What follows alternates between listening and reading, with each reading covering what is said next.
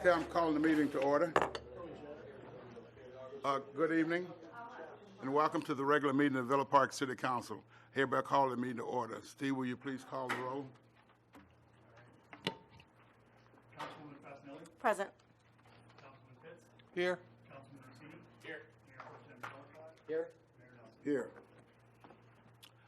Tonight, I would like to continue our tradition of having a Villa Park distinguished citizen leading us in the pledge. Tonight, we have Edward Barry, Jr., a retired U.S. Air Force Lieutenant General.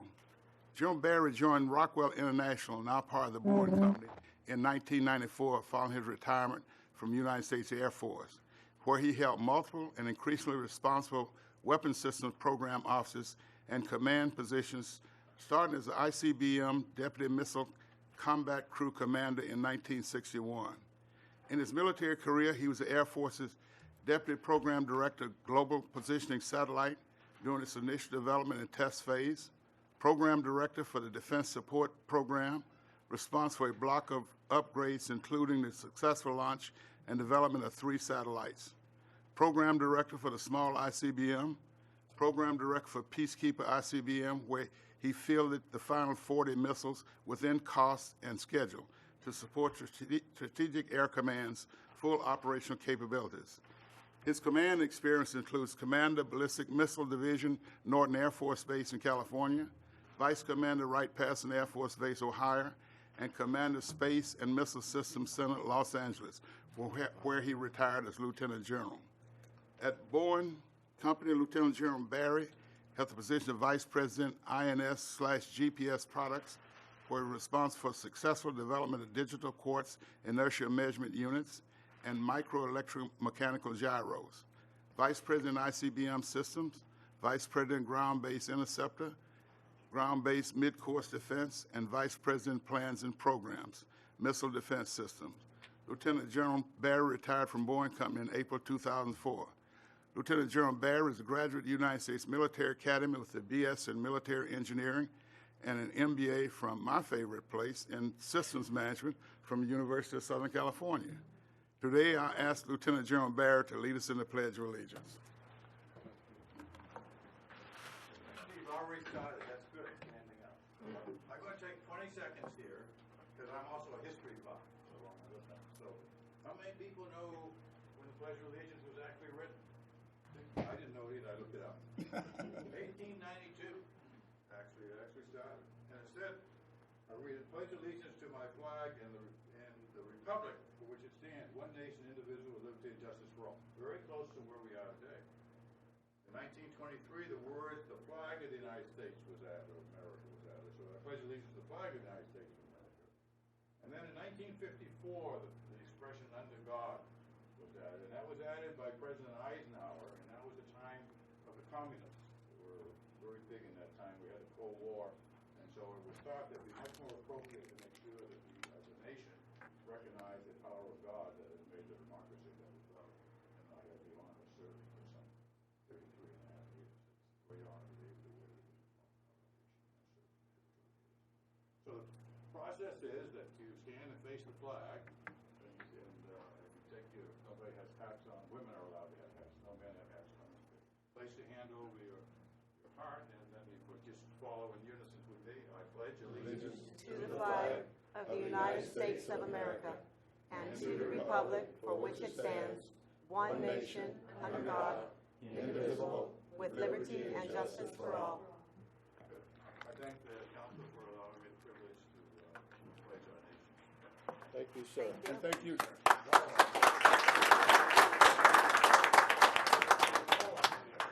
Thank you, General Barry, for your appreciation. We have a little distinguished citizen. Michelle, why don't you take a picture with the whole council? We can all come down here and we can take a picture. Come down and take a picture with General Barry.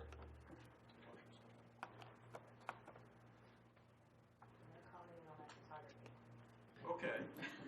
I generally ask the photographer to take 2 just in case they miss one. All right. I'll take count of 3. By my experience.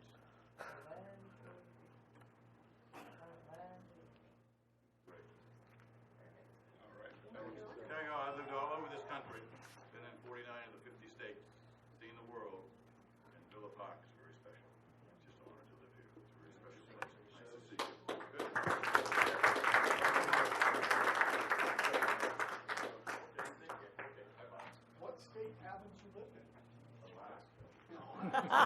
Only one. Right here.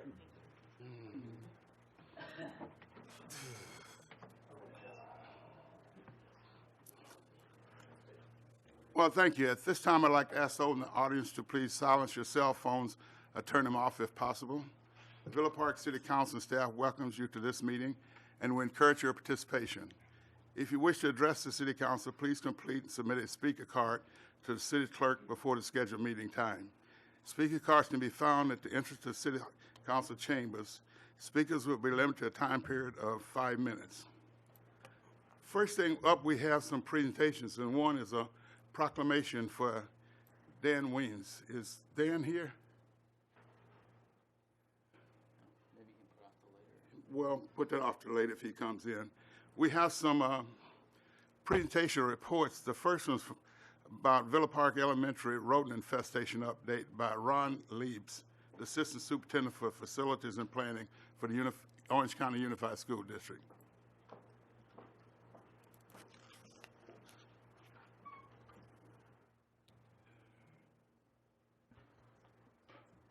Thank you, Mr. Mayor, members of the council. My name is Ron Lebs. I have the privilege of serving as the Assistant Superintendent for Facilities and Planning with the Orange Unified School District.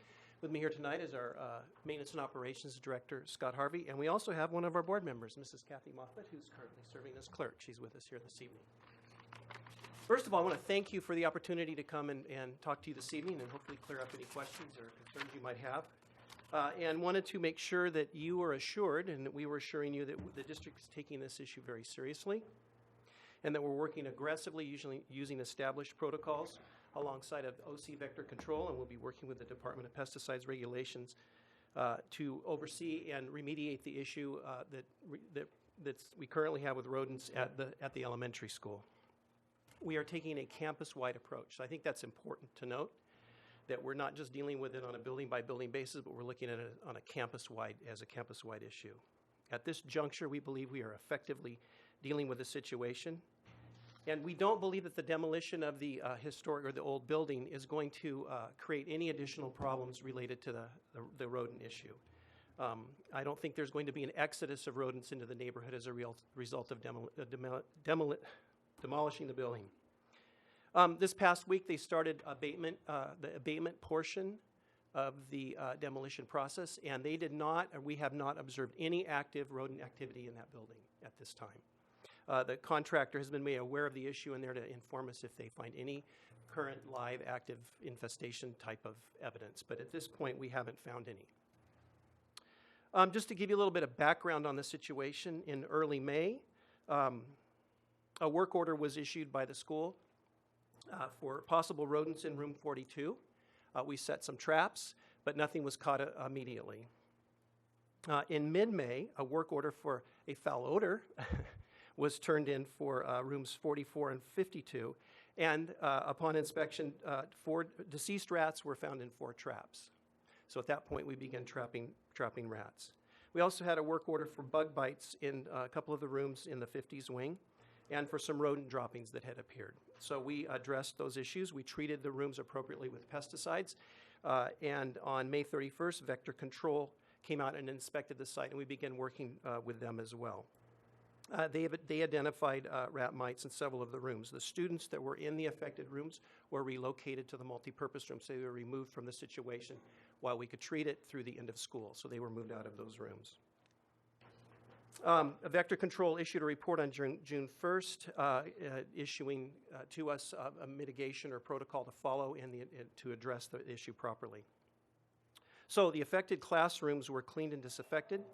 The areas outside and around the classrooms were also cleaned, and then the access and entry points where rats could get in, little holes and nooks and crannies, they did a Herculean effort in going through to identify all of those and get those all closed up as well. We also trimmed back the trees from the multipurpose room because, as you know, rats like to travel through branches and hop across on things.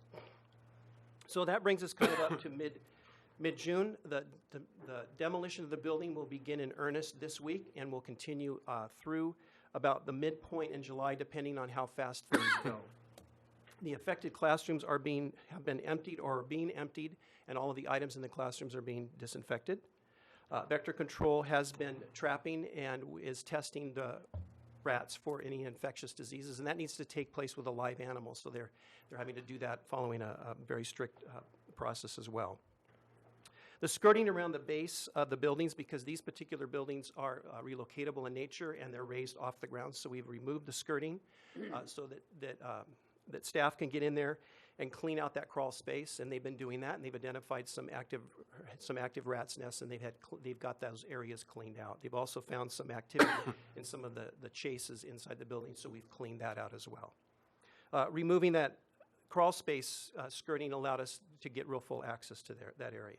So any rat's nests and remnants that we were able to identify, as well as any droppings and stuff, has been removed and cleaned up and vacuumed, and then those holes and penetrations have been blocked. So upon confirmation of no rat activity in the area toward the end of the month, the skirting will be replaced on the 40s, 50s buildings, and then we're going to paint the exterior of those buildings as well. The interior of the buildings will be treated for rat mites, because we had some issues with rat mites, which caused the bites for the kids. And we will treat that with the appropriate pesticides, and upon completion of that, then we're going to do a complete deep cleaning, steam cleaning the carpet, and wiping down the inside of the classroom and all the articles that are in there, so that to make sure that when the classroom is reopened again, that everything has been addressed fully and completely. 1 to 2 weeks prior to the start of school, vector control will come out again and re-inspect the classroom, and at that point, hopefully give us a clearance to put the kids back in the classroom and start school. Just to give you an idea of what we have done, we have trapped, I don't have an exact count, but somewhere in the neighborhood of 16 to 20 rats over the past few weeks. So we believe that our efforts are working, and that we're being able to address the issue and denying them access and opportunity to continue to live and propagate and move into the future. On an ongoing basis as we move forward, we are going to implement a more aggressive monitoring and control plan to help ensure that this doesn't happen again, and we'll be working with the Department of Pesticide Regulations to update our integrated pest management program, as well as vector control, to establish a long-term plan to address the issue. We are taking this very seriously. I know how this can create a real concern in the community, and I want to make sure that you understand that we as a district are doing everything we can to address that head on. We'd be happy to answer any questions you might have. Well, I have some questions. Our concern, I mean, thank you very much. It looks like going forward that there is quite a bit happening. Our concern kind of began when the blame was put on the old schoolhouse, that because the workers had gone in and were tinkering around in there getting it ready, that was the source of the problem. But the rats and the mites were on the buildings that were completely on the other side of the schoolhouse. But everything was being put on the blame that they had gone in and had, moved things around in the old schoolhouse, which, of course, if you continue to move things around, where are they going to go? They're going to go directly across the street on Lincoln, directly across the street on Center, which is very much closer than the other one. So those kind of reasons is what brought us here. Okay. We had residents calling us. They're concerned. If you could have, mites don't appear overnight, they appear because there's nests. I think that the media certainly picked up on it. I did see a lot of the reports, and if maybe you can address that issue as far as, I realize going forward you're trying to fix it, but what was the type of treatment you did prior to that? Was there a pesticide company? Was it just based on work orders? Because to have that many bites on children and teachers is a big concern. So maybe you can address it. Is there a pesticide service? Yes. We do have pesticide service. We do have active pest control that monitors for rodents and things like that. So they have done that at Villa Park in the past, but we didn't ever see any kind of issue this size. So it's something that is recent. We do inspect. There were some areas definitely that we could have addressed before in terms of access points, but we never had any kind of evidence of activity before the latest work order reports came in. So I've talked to a lot of people. A lot of the concern happens to be around weather, meaning that we had a lot of rain. Mm-hmm. We had a lot of vegetation that arose from this, and other different things that could have led to the rodents getting out after it got a little bit warmer, and that would have brought them into any access points. Beyond rodents, we have had some rabbits and things like that we've dealt with in the past. but we usually trap those, and it's pretty quick, dislodging of those. But as far as the rodent issue, we really haven't had anything like that in the past before. So it was new to all of us. So when we started working with vector control, opened our eyes so that we took a more proactive approach. But we did not believe that there were nests in the rooms or any kind of indication that there were loose rodents within the school buildings themselves until we started to see the activity through the work orders. So, and then in terms of the historical building, we hadn't been in that building for so long, we didn't really know what was in there. So going inside, we did see some activity at first, and when we saw that, we began to immediately trap inside that building. And when we did that, we did collect some, like Ron said, some dead rodents by trapping, and that started to help the issue within that building. So when we got to the demolition portion, the issue inside the building was pretty much eradicated, and we're not seeing anything during the demo at this point. I mean, we've had people underneath where the boiler is in the building and said they haven't seen any activity, so that's a good sign moving forward for the residents that the activity really isn't inside that building. It may just be around the campus in general. I don't know if that makes So the tinkering on the inside of the building really didn't have anything to do with the mites and the rats on the other side of the It was campus. a theory that they may have come from Okay. that building because we did start going in there and looking and disturbing areas that had not been touched for many, many years. So that was the theory that could be one of the causes because we just didn't know why there was such a rise in the activity. So, and I think, talking to residents too, and Vector Control went out and talked to residents, they've seen some more activity as well. So it may just be one of those things where it is something that is an issue for all of us in the community. So when the building is demolished, is it, when I spoke with the principal, is it going to be demolished in a bag? Is it going to be, she gave me the impression that it was being demolished and it was going to be completely enclosed. It doesn't have to be because it doesn't have to be fully abated. Okay. So if it was some kind of hazardous material, every single piece of the wall was a hazardous material, then it would have to be inside in a containment. And that's not occurring? They've Okay. addressed all the abatement issues Okay. today. So they'll follow a formal established protocol that goes along with demolishing of a building, which includes wetting so that there's no dust. And I don't remember all the things, but I've watched it happen before, and there is a process they have to follow, and they have to pull special permits for that and follow a protocol. So they'll And that's looking to happen about, that's starting this week. it's starting this And week? will continue over the next several weeks, depending how long it takes them to do the work. AQMD has cleared any of the abatement that needed to Okay. be done, has been completed as of yesterday, and all clearances were sent in. So we have that paperwork if anyone's interested to see the clearances. Thank you for answering my questions. I appreciate that. Any additional questions? Yeah, Mayor, we received the Vector Control District's inspector's report when this first came up, and that report clearly identified the source of the rats as being underneath the school, and addressed that the reason that the rats were there was because of poor maintenance, and I guess a lot of food stuff had gotten underneath the school. Then we started hearing back from the school district about, oh no, it's over here, it's coming from the building that we're demolishing. What's the straight story on this? We've given you the straight story this evening. We can't definitively tell you where the rats came from. They came from somewhere, but as soon as we were made aware of them, we began addressing it head on. So I can't tell you specifically where the rats came from. Well, I think the Vector Control District inspectors are the experts, Right. and they said underneath the classrooms, but the school district came and said, no, it's the school that we're demolishing. I don't know who, I don't know who said that, or, Councilman, I would offer that there are representatives from both the health department and vector control in the audience if you'd like to ask Okay. them to come forward.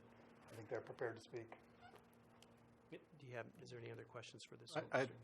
I've gotten several calls from neighbors that surround the school, and their obvious fear is that once you take care of things there on the school property, that the rats are going to go like this and invade them more so than they are today. So I think that's their biggest concern. And are we able to do anything to help eliminate some of that fear, for lack of better terms? Yeah, part of our approach going forward will be to put some kind of efforts outside the building. When I say efforts, I mean baiting stations, things that you would see outside restaurants or hospitals or hotels that basically rats or mice or other small rodents can go through that. They don't die inside there. They just take the bait and they go, and then they do die. They die hopefully off site, but sometimes they die in sight. But it helps control the population. So and as that continues to happen, the numbers go down and down and down until the problem is eradicated. And based on based on the activity we have seen and the efforts, the mitigation efforts we've taken to date, we don't believe that the demolishing of the building is going to create an exodus of rats into the neighborhood. In fact, we don't believe that's going to take place. We believe we're effectively dealing with it on the campus and treating it appropriately. And I think, evidenced by the number of rats we've got over the last several weeks, I think we're getting a handle on it. And based on the situation that's taken place over a period of time, were you all, as a district, happy with the response from the time you were notified till the time something began to take an effect to do this? Because I've also heard from a lot of concerned parents that it seemed to take a long time for it to be addressed, even though there were complaints and things of that nature. I think the main thing is that as soon as we found out, we didn't know what the bugs were. We knew we had bug bites, but we didn't want to jump to the conclusion and start spraying pesticide when we didn't know and treating when we didn't really know what was there. So vector control coming in to help was a big help for us because they were able to identify what the issue was. Then we could treat it. Then we could look for nests. We had no idea that there could be nests inside that building until we found out there were mites, and mites were attached to the nest. So I've learned a lot about rodent mites. I'm sure a lot of people have. I'm sure everyone who watched Channel 9, Channel 5 news know more about rodent mites than they did before. And so that was the learning experience, not knowing. We don't want to jump to conclusions, especially when students were being bit, to say, oh yeah, it's fleas, or yeah, it's bug bites, or bed bugs, or it's something else. We wanted to make sure that vector control was able to identify. And it's hard to identify. They're really microscopic organisms. And so they were really excited, in fact, to find the mites because we were able to, find out what the issue was, treat that issue, and it was helpful. So that's why there's a little bit of lag in time when we found out. And then it was also vector control that told us, do not trap the rats, because as soon as you trap them, it releases their mites. So they try to find another host. They can't survive on humans. So if they bite you, they die. So they have to find other rodents. So they're looking for other rodents, and they're really just traveling through the classroom is what was happening. And so we found that out, and we stopped trapping. We stopped trapping. That's why we had to take students out, because they were worried about any kind of rodent activity, and the teachers as well were worried about any kind of rodent activity, even though we explained to them, look, we can't trap these and kill them because it's going to release the worst of the two problems to the students. And that's why it took a little bit of time for us to figure out the right plan. And then it was the last 2 weeks of school, we couldn't get as aggressive as we would like to be getting until the students were out of the classrooms, and we were really able to hit it the last 2 weeks like we have. So I think this is one of those things, no matter how quickly we addressed it, it wouldn't be quick enough. I mean, use my wife as an example. She hates mice and hates rats, so unless you could address it within 5 seconds, it still wouldn't be fast enough. So as quickly as we could, we addressed the issue. I'd like to say a few words. First of all, I want to say thank you for coming here tonight. I know it's a difficult thing to deal with. It's an emotional thing. We have some excellent teachers. We have some incredible parents and students that attend there, and volunteers and administrators, and I thank them all. But I have some concerns. We've heard accounts from neighbors about a lack of maintenance, a lack of upkeep, trash floating around the neighborhood. Principal Little has attempted to address that with the individual or individuals. Have you taken extra efforts in that regard to help alleviate the situation? yes, we met with custodial. We also had our deep cleaning crew go out there and kind of train our custodian on what to look for. We don't have maintenance on site. It's based on a work order that we get to the district office, and we'll act on that if they need any kind of maintenance work in terms of cleaning up, deep cleaning, those type of items. But on a day-to-day basis, picking up trash, making sure the area is clean is something that our custodians do, and the principal works with that custodian on a day-to-day basis to make sure those areas are clean. So they'll walk and do inspections and things like that. But we were finding that there was a little bit of difficulty in making sure that the outside areas were taken care of. The classrooms looked great, but it was the outside areas that were concerned. So we did some training. I met with our assistant director who deals with strictly custodial, met with the custodians on site and gave some specific training. And we're going to continue to monitor the situation. And I felt the same things that you did, and I was surprised as a director to go in and see some of the things that I did in terms of the outside areas. The classrooms, I think they do a great job, but I think our staff needs to get more training on how to treat the outside of the facility, making sure there's not trash, identifying trouble areas. If they see anything, if they see an animal going under a building and they can get under that building, let us know so that we can address the issue. So the people on site are going to be the ones that are going to tell us the most information on a day-to-day basis. We don't know that being a centralized maintenance district until we get a work order or do inspections, which we do inspections for the FIT, which is the facilities inspection tool for the county every year. So I've instructed those that do our FIT reports and inspections to look for access points for rodents and things like that, to add that to our list, because obviously it's something that we had to deal with. So, Thank you. Any additional questions? If not, well, thank you very much, Ron, for coming. Thank you for the opportunity to address the issues before the council. Okay. Next, we have an Orange County Fire Authority Equity and Pension Liability presentation by Assistant Chief of Business Services, Lori Zeller. Excuse me, don't we have the health department? It's up to you if you want to speak. They're prepared to speak. I'd like to hear what their perspective was Yeah.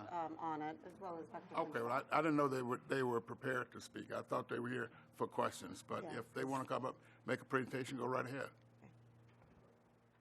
Okay, Vector, come on up first. How's that?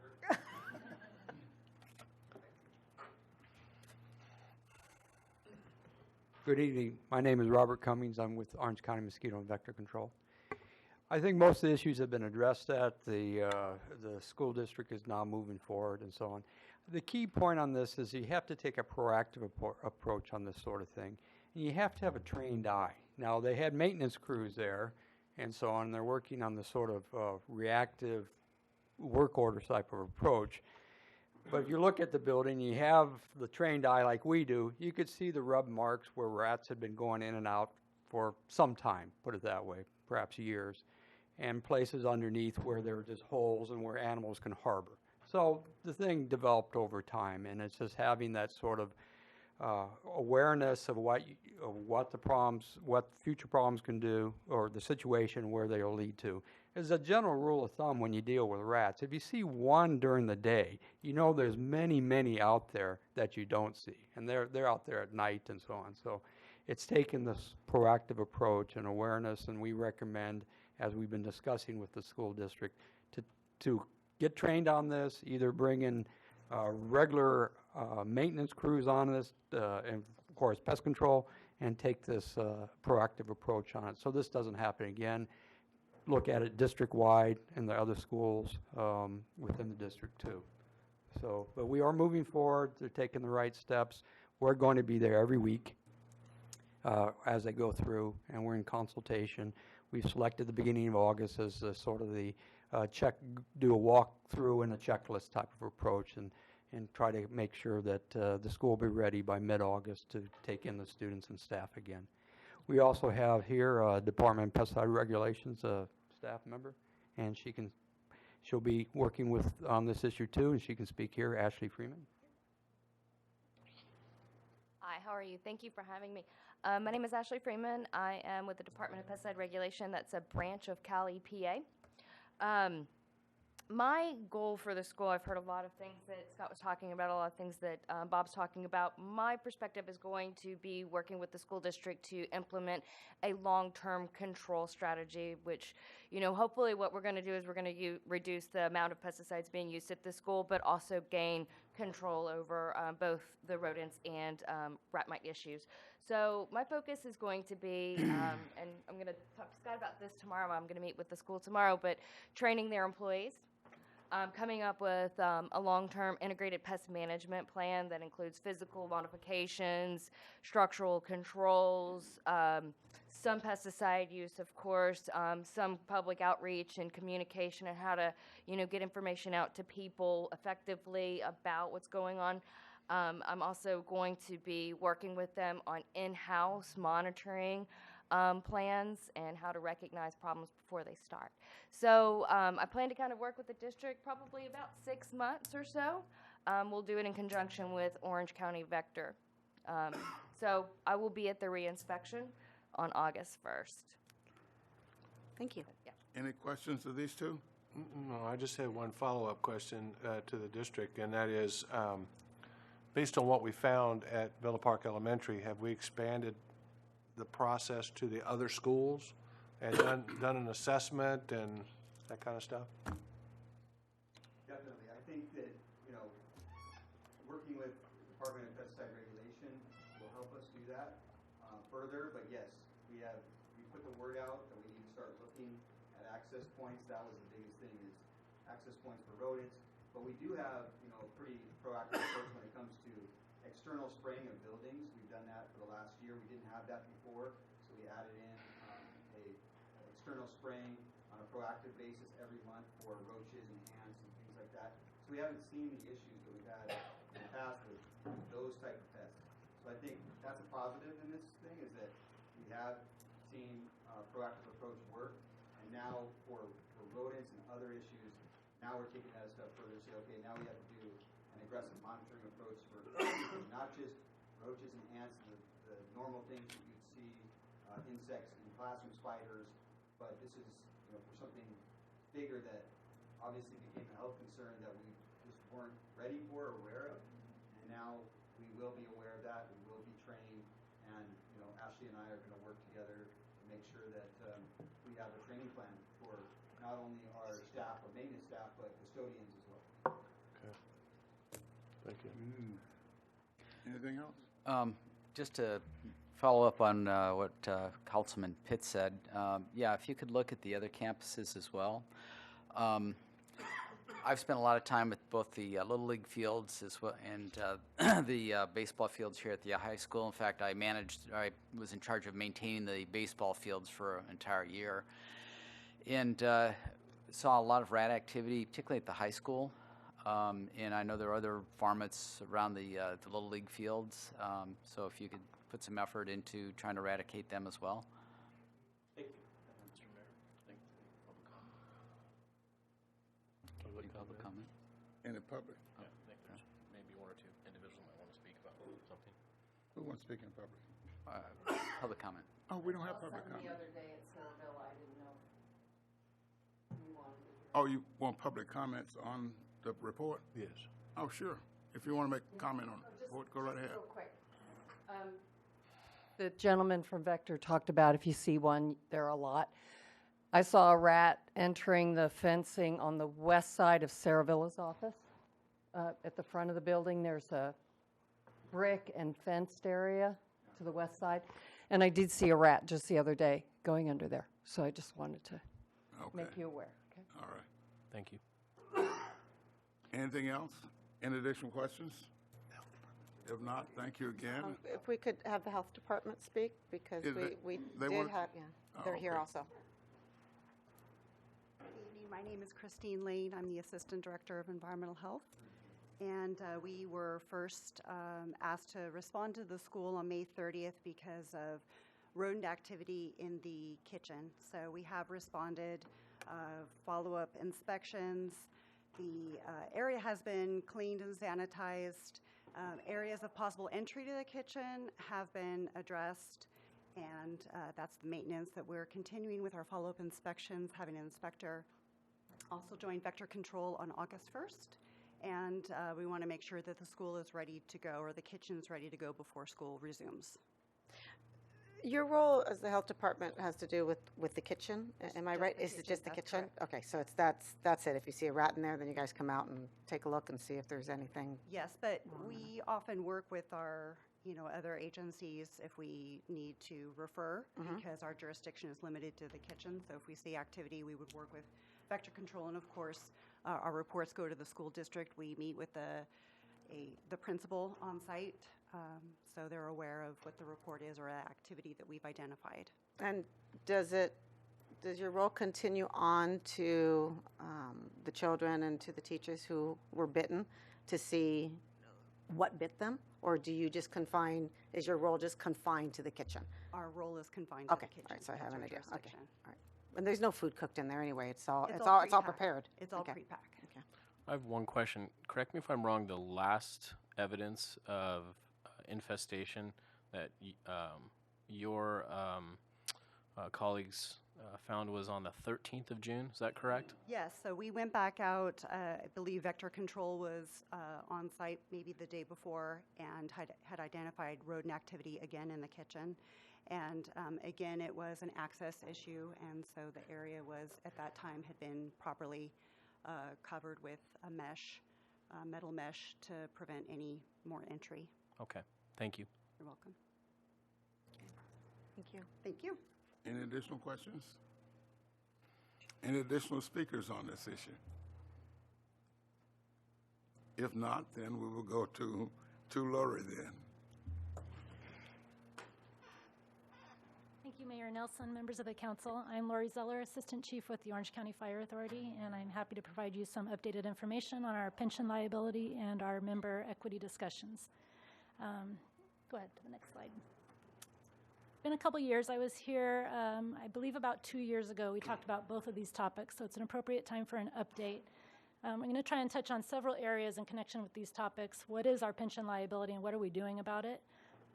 What is our member agency obligations for that pension liability, if we're even able to determine that? And under equity discussions, we'll talk about kind of the core, what is the difference between a cash contract city and a structural fire fund city? What is the equity issue? Why do we spend so much time talking about it? And then more recently, what is SB 302, a legislative bill being carried by Mendoza? The next slide. And jump in at any point in time if you have questions. I'm going to hit it fairly high level. These are all topics that I could easily spend hours talking about, but I won't do that for you today unless you wish me to do so. Go ahead. Okay, so for OCFA, we have an accelerated pension paydown plan. It was adopted by our board in September of 2013, and at that point in time, our unfunded pension liability was almost $474 million. The plan was only about 65% funded at that point. We are in the Orange County Employees Retirement System, and at that point in time in September of 2013, they had just in the prior year reduced the interest earnings assumption. So they reduced it from 7.5 at that point in time to 7.25. Some of you are more familiar with PERS that recently took an action to ratchet down their interest earnings assumption. OSERS did that back in September of 2012. So we had the full impact of that all in 1 year, and that's when our pension liability was about $474 million. So at that point, our board did adopt an accelerated pension paydown plan that staff worked on and put in front of them. It had three components to the plan at that point. We would allocate year-end fund balance towards the pension liability. So if our budget does better in a year than we anticipated, revenue is greater or expenditures are less, that creates money at the end of the year we didn't know we were going to have. All of that would go towards the pension liability every year. We would also allocate savings from newly reduced formulas under PEPRA. So we had prior projections for what our retirement costs would be under the old plans. We had new projections for new hires coming in at a lower cost formula. Whatever that difference was, it was to be allocated and continue paid towards the pension plan to pay down that liability more quickly. And then last, we were going to start building our budget up by $1 million every year until we got to $5 million. So additional dollars over and above what the pension system was requiring us to do, building into the budget every year, and then holding at $5 million. So we put all of the strategies in front of OSER's actuary, and they ran the numbers and said, if you do all of those things, over and above what we tell you you're required to pay, you will fund your pension plan to 100% in about 16 years. At that time, OSERS was on a 30-year timetable for amortizing, and we were 1 year in, so 29 years left at that time under the OSERS plan. So go ahead for the next slide. So now we're 4 years into the plan. We've stuck with it, and we've even grown that plan. So in the 4 years since the plan was adopted, we've added several additional strategies. We had some overfunding our workers' comp plan. That's going towards the pension liability. That 1 million growing to 5 is now growing by 2 million every year until it gets to 15, and we'll hold at that. So additional strategies that further accelerated that paydown timeline. Our board has looked at the target of 100% and said, looking at OCFA more holistically, pension liability is very important, but it's not the only thing they want to focus on. So they said, let's accelerate that pension plan until we get to 85% funding. And then we're going to redirect the dollars towards other liabilities that we have in our books. So we won't stop paying the pension liability, but we'll revert to the normal timetable that OSERS requires at that time once we hit an 85% level. With those actions, the plan has reduced the liability from $474 million down to $400 million in that 4-year timetable. And the funding level has increased to 76.75%. So again, with the goal being at 85%, the current projections show, assuming everything stays the same, that we'll be there at that target in about 4 years. So very aggressive and great progress that we're seeing as a result of the plan. I always add the caveat that assumes all the assumptions are not changed. So OSERS will be looking at their earning assumption. They do that every 3 years. They're starting that process right now. So if they reduce that earning assumption from 7.25 to 7, that target moves up a bit and out a little further, and we continue working at it a little bit longer. The next slide. So a lot of information on this. I'm not going to obviously touch every number, but I talked about various components to the paydown plan. Each of those little slices of the bar chart show you the different components. The purple across the bottom, think of that as your required mortgage payment. That's what OSERS tells us we have to pay. All the little blocks stacked on top of the purple is everything that we are voluntarily paying over and above what we're required to. We call it a snowball plan because the amounts going towards the pension get bigger as we move out. So you can see when we talk about being done in about 4 years, those dollars right there on that chart show us paying about 88.7% of our pension liability just in that window of time in front of you. So even if the mark moves a little bit, we still have a cushion to get there. So obligation for pension liability. We've had a lot of discussion from members of the public and others about who's liable. Our joint powers agreement didn't contemplate pension liabilities. When the OCFA was formed, there were very small dollars of unfunded pension liabilities. It really wasn't an issue that was planned for in the JPA. So this statement on the screen right in front of you is embedded in the JPA. It says debts, liabilities, and obligations of the authority are the authorities and not its individual members. Our general counsel has pointed to that and said our member agencies are not responsible for pension liability. OCFA is. The retirement system, on the other hand, looked at it and said, well, if OCFA were to dissolve or go bankrupt, then OSERS believe they have the right to subrogate to the rights of the JPA, so implying they could collect from the individual member agencies. We've since hired special counsel. They're going to reconcile the two different attorney opinions. Myers-Nave is working on that opinion right now. We don't have that answer yet, so that is work that's underway. I can tell you our goal is just to pay the pension liability off and not have the question of who is liable. OCFA is liable at this point in time. And that's the last slide on pension liability. So before I move on to equity, I'll just pause and see if you have any questions on pension, unfunded liabilities. I have a basic question, because this comes up a lot, obviously. OCFA have any intentions of filing bankruptcy in the next 2 years? None whatsoever. 3 years, 4 years? None whatsoever.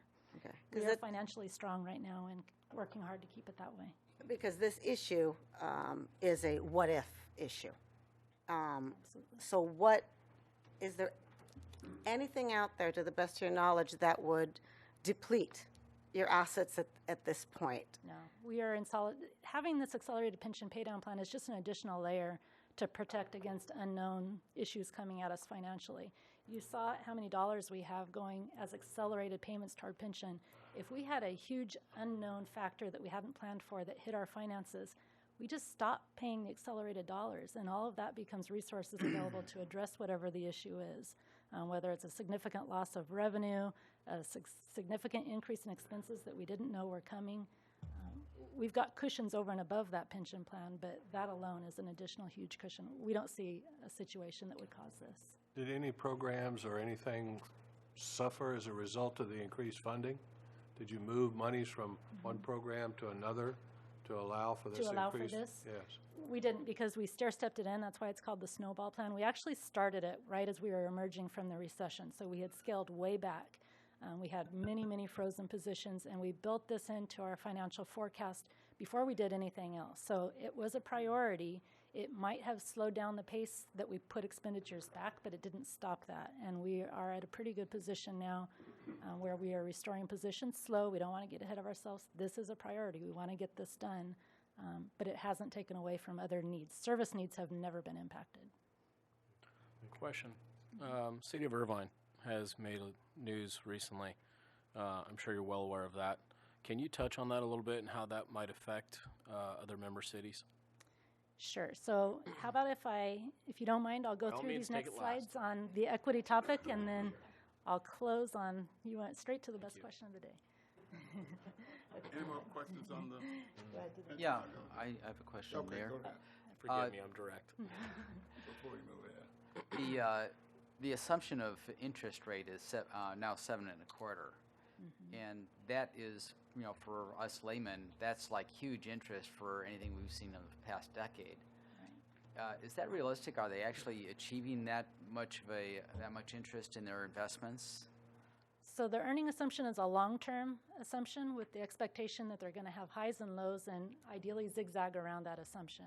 This last they're on a calendar year basis. Last year they closed with 8.6% earning. The year before that they closed at 0.10%. So highs and lows for sure. This year, as of May, again calendar year basis only, and they report theirs not annualized. So their earnings just as of May in the calendar year was over 5%. So if they earned nothing else for the rest of this calendar year, they were already at 5% as of May. So in pretty good shape and pretty good track for hitting that earnings rate this year. It's really what it comes down to is their consultants will look at their investment portfolio, and they are more conservative than other retirement systems. They'll look at market, they'll look at inflation factors, and they'll tell them if you invest your portfolio the way you're planning, we think 5-year return will be X number, 20-year and 30-year, and it'll be up to the OSER's board to try and peg that as best they can. Okay, thank you. Any others? Okay, Any more questions on this? We'll go to the equity then. If not, you can move on to the equity one then. Okay, so there's several layers to the equity discussions at OCFA, and first I think it's important to understand the payment structures that our member agencies are funded by. We primarily have 2 different payment structures. We have structural fire fund, property tax funded cities, and cash contract cities. So for the structural fire fund, that is a fund maintained by the County of Orange. It was in place prior to Prop 13, and it's part of the 1% property tax on the roll. It's collected from property owners within each jurisdiction, accumulated in structural fire fund, and then transmitted to OCFA for fire services. You all know California property taxes are set by statutes. OCFA doesn't have control over them. We are a beneficiary. We receive from the structural fire fund whatever is generated by the homes. And I'll talk a little bit more about that dynamic in just a minute and give you a couple of visuals. So we don't set charges for structural fire fund. There's no overcharging related to structural fire fund cities. Villa Park is a structural fire fund. We get what is generated by the values of the homes within the area. Separate from the structural fire fund cities, we have cash contract cities, 8 cash contracts, 16 structural fire fund. They are not part of the structural fire fund. They never had a tax allocation on the tax roll before Prop 13. Their property taxes go to their general fund instead of running through the structural fire fund OCFA. So these cities pay for fire service by contract charge with OCFA, and the charges are based on whatever method was in place when they joined. So a city like Seal Beach, who joined back in the 80s, the method was set by the county. Since then, it has grown by factors connected to OCFA's budget. That base charge has never been reset, and there's caps on the increase. So what's happened is actual labor costs have exceeded what those caps are. And if they were a new city coming to us today to ask for a proposal, their charge would be a lot higher than what they're actually paying. So again, when you talk about overcharges, we don't see that that's happening. The charges are per the contract for one, but they're actually under what our labor costs are in certain situations in some cities. Santa Ana, our most recent city that joined, basically a financially neutral contract. We're recovering the cost to provide them service. The cap hasn't gotten in the way of that. They're not being overcharged. They're not being undercharged. They're paying for the cost of service. Okay, so a little bit more into, go ahead to the next slide. This is kind of touching on just what I just talked about, the cash contract charges. Some have indicated if you compare city by city on a per capita basis, that you would conclude that one city is being overcharged and another is undercharged. Some have said, well, we think a particular city is being paid because they have a more senior community. That's not the case. The charges are not set that way. They're either property taxes or they're a contract charge that date way back to the 80s, and no relation, no connection to per capita. And that's the same situation whether it's cash contract or property taxes. Okay. So this map is going to get a little more into the structural fire fund tax region. All of the shaded areas are the areas of the county that are covered by the structural fire fund tax. And then the white areas are areas, cities that at one point in time had their own fire department. So there was no tax on the roll. Those cities were funding the fire department from their general fund. If you look at the shaded area, the structural fire fund tax as a region, and before Prop 13, a tax was put in place to pay for fire services to cover the cost. It worked for the region. It still does today. If you try and divide that map up into individual city areas is when you start having the question of equity. So the tax was in place before Prop 13. When Prop 13 came into play, the property taxes were reduced to 1% and capped growth 2% per year. So whether the value in a particular area increased by double or was cut in half, fire still got the same percentage of the property tax. So you're going to have great appreciation in some areas and stagnant growth in other areas. Go ahead. So taking this down to an individual home. We've got two homes here for you, side by side from the city of Irvine. The home on the left has had the same homeowner since 1975, and the home on the right turned over in 2011. So very similar size, again, right next to each other. But the base year differences create differences in the assessed value and the revenue flowing for fire protection. So the home on the left has an assessed value just under $100,000. The home on the right, almost $1 million. And you can see the difference in the revenue flowing to fire for fire service. Both of those homes are going to get the exact same level of care if they have an emergency incident. So there's equity that they're paying 1%. There's equity that they're getting the same level of service, but there's not equity in the dollars being paid.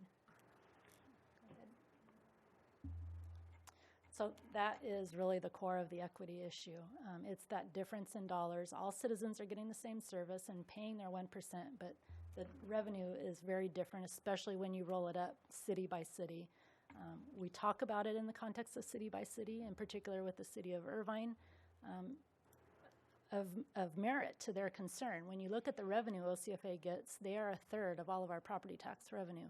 They're one of 16 jurisdictions funded by property taxes, but a third of their revenue. So that's really what has driven that conversation. It's not been about service. It's been, in their eyes, that's just too much flowing to OCFA. We've tried historically over time to mitigate it at different intervals. The most recent one was the last time I was here with the equity agreement, where we tried to find a method to return some funds back to Irvine and a couple of other cities. That ultimately was overturned by the appellate court. We're not able to do that. The property taxes we receive have to be used for fire service. So the most recent chapter is the OCFA board directed that if there's any future proposals from Irvine or any other cities that they'd like us to consider to mitigate the equity concern, bring it to the full board, they'll consider it. But right now they're really standing behind the appellate court decision that said you can't do that. And then most recently we have a new legislative bill, SB 302. That was introduced February 13th, and it is backed by our firefighters union, Local 3631. They indicated that their stated intent was to basically codify what that appellate court decision said, which was that there's a process for returning property tax funds, and with that, the OCFA would have to release the county from their obligation to provide those property tax funds for fire service. So the fire union has indicated their intent was just to solidify that. On March 23rd, our board looked at that and advised staff to continue working with labor. The wording at that point changed one word in existing legislation. It didn't seem to do what they said their intent was. So staff was authorized to work with them. Staff and OCFA lobbyists suggested some amendments to 9902, Revenue and Taxation Code, which goes right to the heart of a property tax exchange. Language was introduced to basically put that same sentence from the appellate court decision into that 9902. The fire union accepted those amendments, added it to the bill. They also added a new section that staff and our lobbyists hadn't proposed to them, which was in a different section, 6503.2.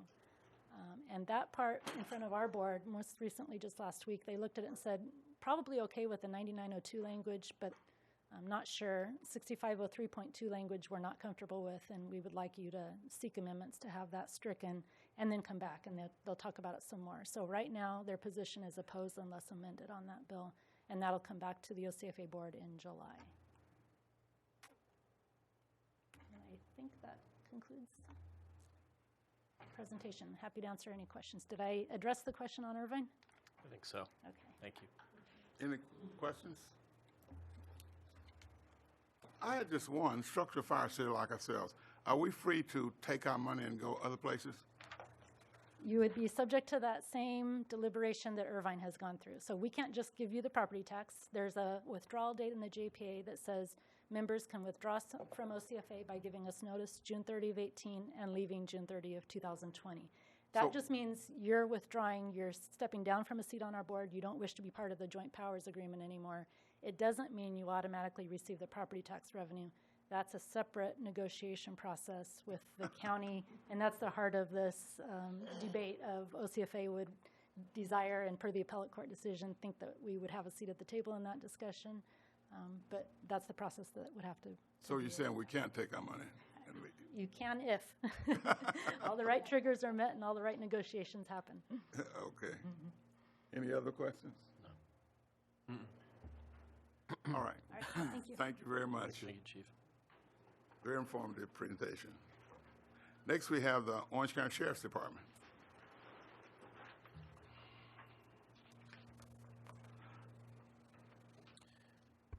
Mr. Mayor, members of the council, good evening. We had a slight spike in crime, which is nothing to be alarmed about, but based on previous months where there was maybe only 3 or 4 crimes being committed, there was a slight uptick. So let me go through it, and then I'll be happy to answer any questions that may come up. So for burglaries, we had 5 in the city last month of May. One on the 9,000 block of Timothy, where a suspect entered an unlocked side garage door. The loss was jewelry. One on the 10,000 block of Center, where a home was under construction and a loss of 2 drills was noticed. One on the 18,000 block of Villa, where a suspect pried open a rear window and removed tools. One on the 10,000 block of Flint Ridge, where a suspect walked through a doorway of an unsecured home that was under construction and again took some tools. And then one on the 17,000 block of Santiago, where again tools were taken from a garage. We had 1 vehicle burglary on the 10,000 block of Cedar Hill, where a window was smashed. The loss was a wallet and jacket. We had 4 petty thefts. One, the 19,000 block of Villa Park, a vending machine was broken into and the product inside was taken.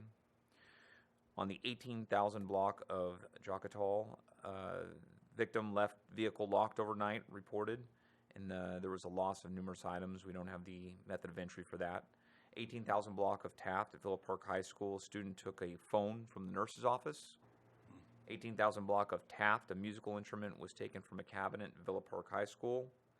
And then we had 3 grand thefts, one on the 9,000 block of Henderson. We have no further information on this. We're still waiting for the report to come in. We had one on the 18,000 block of Taft, where a camera and phone charger were taken from Villa Park High School. And then one on the 18,000 block of Churchill, where a lawnmower and weed trimmer were taken from the back of a work truck. That's your crime report. Thank you. Any questions, Lieutenant? None. If not, thank you very much. Yes, sir. Thank you. Next, we have the Orange County Fire Authority.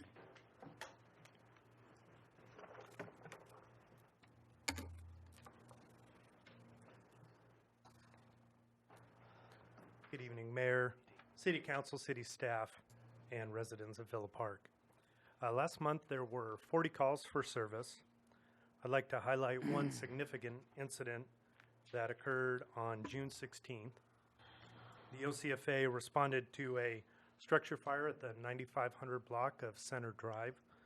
The first arriving unit reported an outside fire communicating into the structure. With an aggressive attack, we quickly extinguished the fire and limited damage to the home. There were no reports of firefighter or civilian injuries, and the fire was determined to be accidental. This evening, I'd like to remind residents of our Ready, Set, Go program. I think we could all agree that the wildland fire season is upon us, and I'd like to urge all of our Villa Park residents to consider a free home inspection to ensure that their home is prepared in the event of a wildfire. I'd encourage residents to visit OCFA/RSG, which is Ready, Set, Go, for more information and schedule a home inspection. That concludes my report. Are there any questions? If not, thank you very much. Thank you. Next, we have council meeting attendance reports, starting with the Orange County Mosquito and Vector Control District, and that would be mine. We had a board meeting on June 14, 2017. The board held 2 public hearings for the proposed continuation of assessment districts, both number 1 and 2. At the close of the public hearing, the board adopted 2 resolutions approving the engineering report and confirming assessment districts for fiscal year 17-18 for assessment district 1 and 2. And that's a process they go through every year to get their revenue from those assessment districts. And the district approved a response to the April 18, 2017 grand jury report entitled, "Is Orange County Ready for Zika?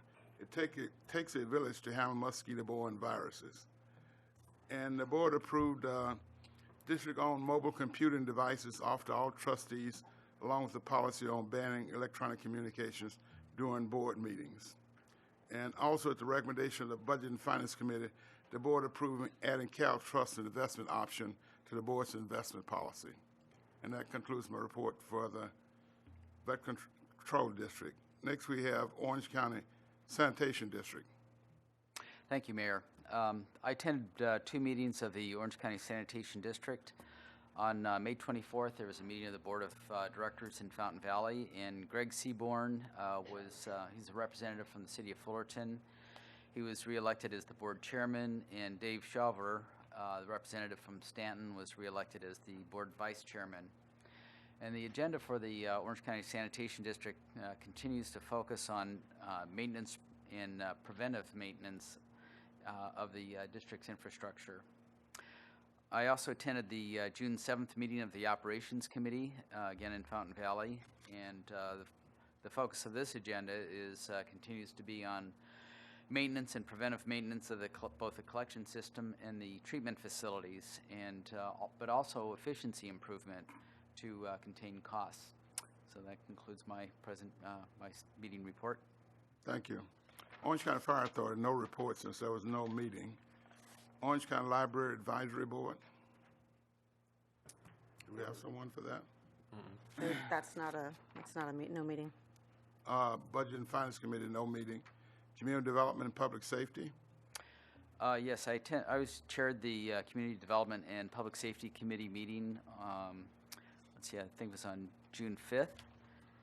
And one of the key items that was discussed was just an information item to discuss a proposal, or not a proposal, but an item under consideration by myself at that point, just an item that I was thinking of, addressing both how to continue to meet our high-density housing requirement, but also to do so and looking at an alternative of perhaps annexation to help us meet that.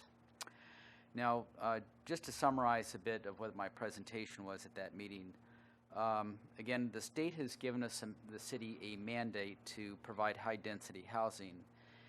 And this has been a mandate that's existed for a number of years, but initially the city was able to meet this by reporting granny flats as high-density housing.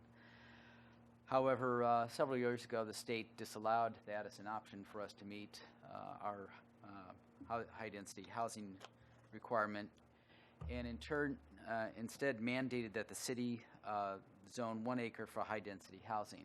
So again, this was a mandate by the state to provide, to zone 1 acre for high-density housing, with the understanding that if the city didn't identify an acre and zone an acre for high-density housing, the state would be pleased to come in and do that for us. Well, our city is small, and we're built out, so we really don't have any place in that's we can put it in the city that doesn't impact somebody. Unlike larger cities, they can, we just don't have any place we can go. We don't have an industrial area or a city area, away from established residential. So, it was difficult for us to do that. And we submitted previously some proposals to the state, and they were rejected. So last year, 2016, we hired a consultant to help us come in and try to figure out how to solve this puzzle. How do we put zone an acre for high-density housing in a city that was established to provide low-density housing? That's what we all moved here for. That's all what we all sacrificed and worked hard to get, was to live in a beautiful place like Villa Park, where we had low-density housing and the quiet enjoyment of our residences. So anyway, the consultant wasn't able to come up with a good solution, and I proposed that, well, gee, why don't we consider zoning our city properties and the office building down at the end as our high density, because under that circumstance, the city has full control over our properties. We can decide when, if, and how any high density development is ever conducted, and we certainly don't have any intent on tearing down City Hall or other city properties.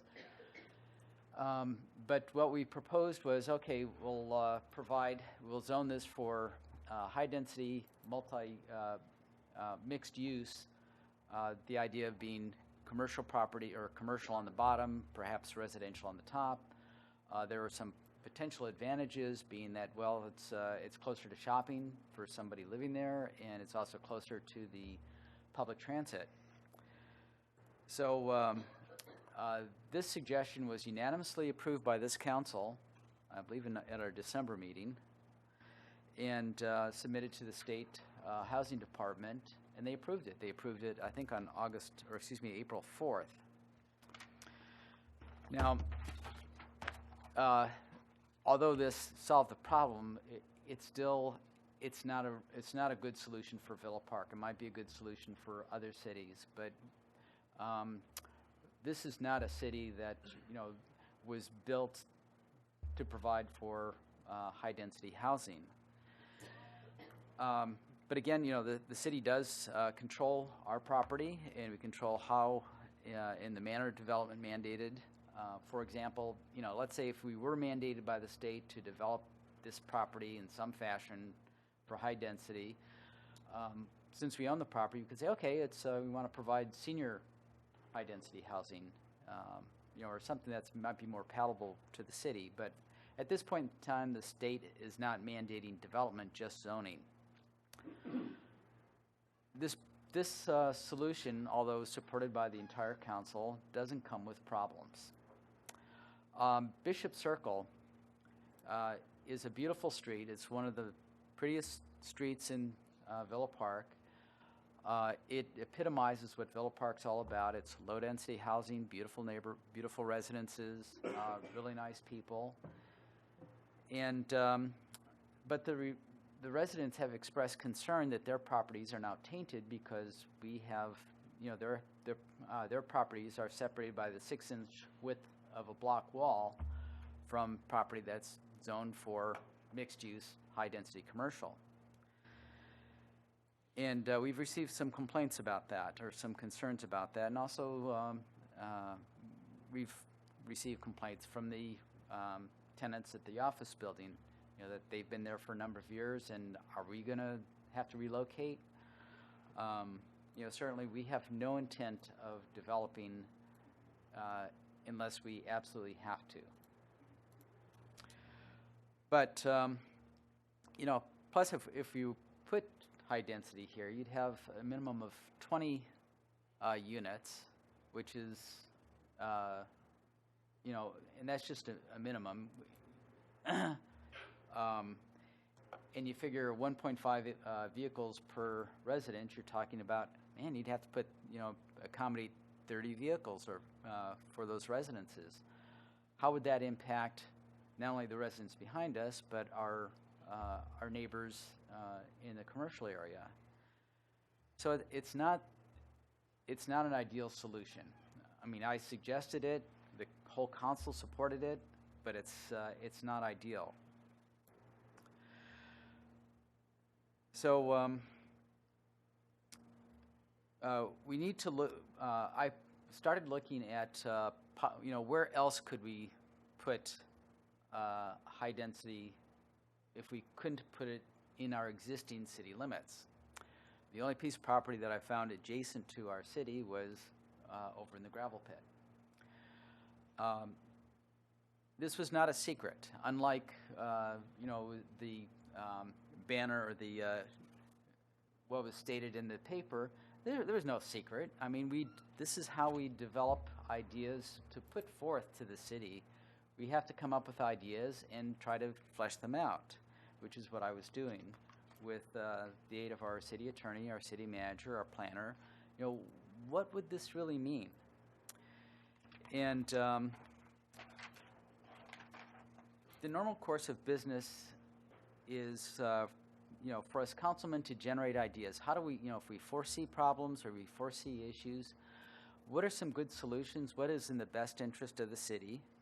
We work with staff to research those issues, and if appropriate, we discuss it with the appropriate committee before we even bring it to council. And at this point, the concept of an annexation, or the, you know, concept of a month ago, was just that, just a concept. And it has to be considered by an open meeting of at least the Community Development and Public Safety Committee, and nothing could be done without the approval of the City Council. But you know, we're back to the, you know, to the fundamental question. We've got a proposal, or we've got a situation now where we've got high density zoning here at this property. There's a perception of impact by some of our neighbors. Some of our residents feel that their properties have been tainted. Is there anything else? Can anybody else step forward with a better idea than what we've currently got? I think we owe that much to our good neighbors on Bishop Circle. You know, the annexation's one idea. Maybe there are other ideas out there, but you know, and I'm willing to entertain other ideas. You know, and keep in mind that one of the best features of where we are currently is that we own this property. We can control this property. Properties, let's say, you know, if you wanted to talk about rezoning a bank property, is that's not owned by the city. We have no control over that. Once it's zoned and it's owned by a private property owner, correct me if I'm wrong, as long as they propose a project that's consistent with that zoning, they have a right to build. Generally correct.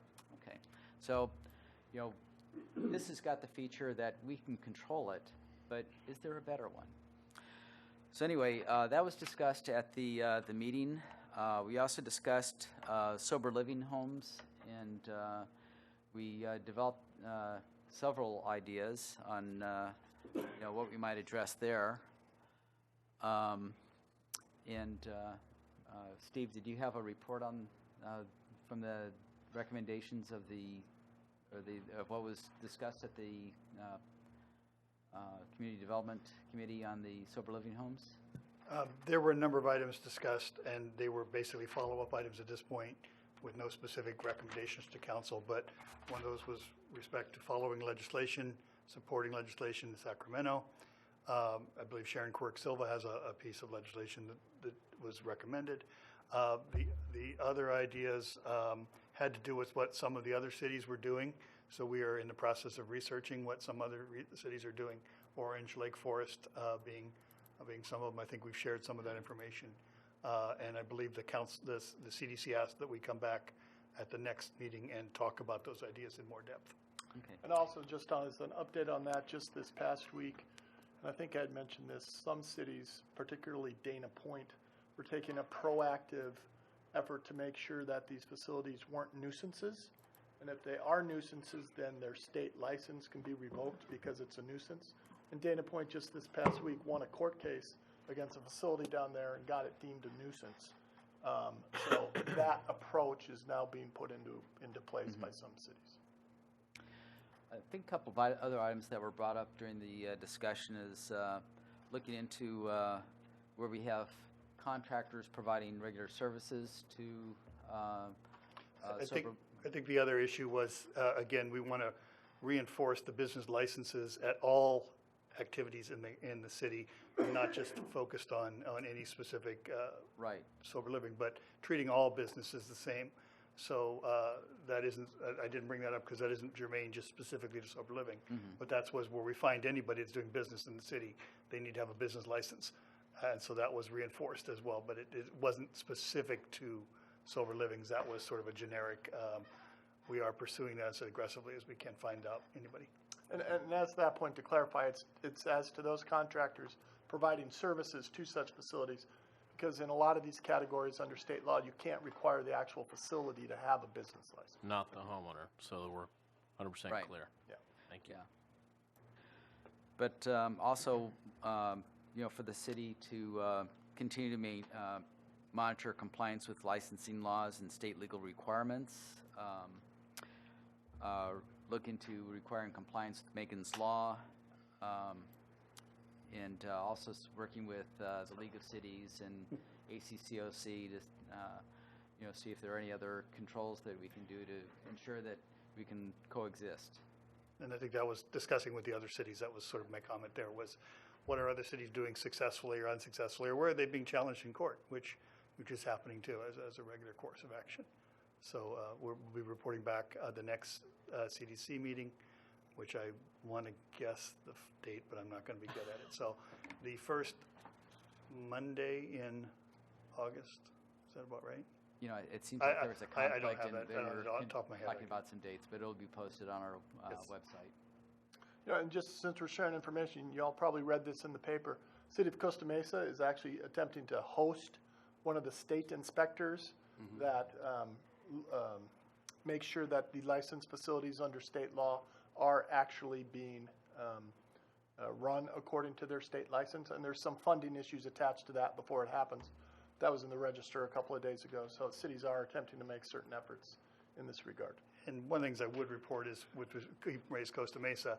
Costa Mesa has the ban on limits. It's at 650 feet.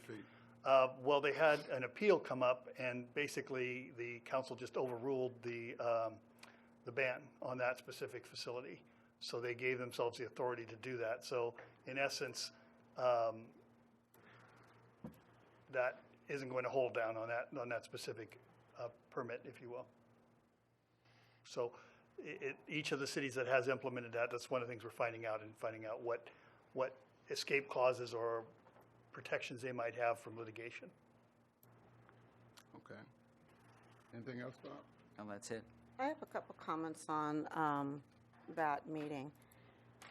The potential annexation was an idea that Councilman Mayor Pro Tem Collicoff had on his own. That's a councilman's item that is now being taken straight to a committee. It's taking staff's time to do the research, and that needs to come to council and having the council approve whether or not the staff should be working on something like that. This was a secret because we didn't know about it, and in fact we asked about it at the last council meeting, and you answered no, and not to the end of the meeting did we find out that staff had been working on this annexation. So this is a big issue. Okay, it's nice that you have friends on Bishop. We all have residents on Bishop that we represent, but we also have residents that we represent all over the city. And to say that you're going to annex land and affect over 200 homes with high density, somewhat low income, because that's what high density turns into, right, and affect 200 homes, and you didn't even notify them. You notified less than 100 homes, and you notified them deep into Orange, Mallard Street in Orange, but you didn't notify people on Montana. You didn't notify Vida. You didn't notify people down on Lincoln, but you went all the way to Orange on Mallard Street and Laconia, they're not even in our city. And you had residents come here who had heard about it through other people and say, where's the notice? They couldn't even come to hear you speak about your idea. Well, that committee is not your committee. Okay? Councilman Rossini sits on it too. He didn't say more than 3 words the whole time. Right? You can have ideas, but this was a very serious issue, and we talked about it a long time, and that meeting turned into a mini council meeting. We had the city attorney there. There was a PowerPoint presentation, and we had our planner, Ray, was there, and a few people that were fortunate enough to hear about what was going on. But that was a mini city council meeting at that point. It lasted till, I think we left here at 9:30. And to have that kind of information, which is very, very important, things that need to be brought to council first. And one correction, we don't control the property next door. We don't own that building. So I listen to what you're saying. We don't control it at all. We don't own it. It is a separate owner. It always has been. So that theory of taking something that has been fixed in this city and going to affect at least 200 people, I think you need to bring that to council in the future. The next, the sober living homes. As far as I know, unless I'll be corrected, we don't have any sober living homes in the city, but we do have 2 licensed detox centers. So I'm just making sure that the staff is aware of that and that the public's aware of that, unless there's a sober living home out there that we don't know about, but we have 2 detox centers, and they are licensed. And coming up in the future, we do have some updates on code enforcement issues, and I know that we do have 3 homes that are on code enforcement, and I'm going to reserve my comments to them because I don't have any backup for the code enforcement issues, and we do have 3 items that are on the agenda. I don't believe those items were discussed at the CDC meeting. I didn't stay for all of it, and maybe you'll be able to correct me when that comes up because I'm not quite sure what the issues you discussed here on code enforcement were. Anything else? That's it. Okay. Human resources. Can I reply? No, why don't we move on to human resources, please? No report at this time. City Schools Advisory. No meeting. It'll probably be September before there's another meeting. Okay. Law Enforcement Advisory. On June 20th, we had a meeting of the Law Enforcement Advisory Committee. It was a brief meeting, but we got a lot done within that period of time. As Lieutenant touched on, we have unfortunately seen a little bit of an increase in crime for the reporting period, but as it looks now, correct me if I'm wrong, Lieutenant, it seems like that's an anomaly. It seems as if we're shaping up to have a better month, but I think it's a good reminder for all of us as the temperatures rise, we open up our windows, we leave our doors open. We need to make sure we do lock our doors and windows at night. Just take extra precaution. Leave a light on if you're going away. Let your neighbors know. Very important. Vacation check, vacation check, vacation check. It does work. Trim the hedges. Just be a good neighbor. Take care of your neighbors. Do what folks in Villa Park do, and that's look after one another. On another note, we spoke about the resounding success of the Villa Park Home Security Fair. Did a recap on what made it successful. We had standing room only. In fact, folks were out the door. We're hoping to replicate that effort and even improve upon that. I'd like to thank Neighborhood Watch, specifically Marion Wayne Silzel. They've done a fantastic job with both the fair as well as Neighborhood Watch that are well in excess of 100 members now. And looking forward to National Night Out, which is August 2nd. And there should be information going out soon if it's not already out. And I look forward to seeing everybody out for that. And that's really all I have. Thank you. I have a question. There was an item on the agenda, there was business license application flyer, review of current flyer. What's the business license have in reference to LEAC? We corrected that. It was for building permits. It was mislabeled for business licenses. So it was building permits. With each building permit, we give out a flyer that warns contractors of potential burglaries and things like that. So it gives them suggestions. It comes from published statewide Builders Association publication, and it's intended to just alert them to lock their tools at night, keep lights on, get their deliveries done on a timely basis as opposed to sitting around and those types of things. So that was a labeling error on the agenda, but it was intended to just simply provide that information to the LEAC members to show them what is handed out to each and every building permit that's issued for the city. It's a good awareness document. Next, we had Investment Advisory Committee. We did not have a meeting, but we do have one of their recommendations on the agenda for later on today. So we're going next to the Villa Park Community Services Foundation. Yeah, the foundation met on May 24th. On May 28th, we held the Great American Picnic at Villa Park High School. Thanks to Villa Park High School and Dr. Miller and the Orange Unified School District for helping us pull this event off. I think it was a lot of fun for those who came and attended. Top thanks goes to Ed Carter, who did a masterful job, in my opinion, organizing the event with his committee. Thanks to the city staff for all your help in setting up and taking down. Thanks to all the participants with booths like the Rotary, who had great food. I had the opportunity to cook some food there and some hamburgers, and I know a few of you might have partaken in some of those things that we fixed. But thanks to all the foundation board members who manned our booth that day and gave out cookies.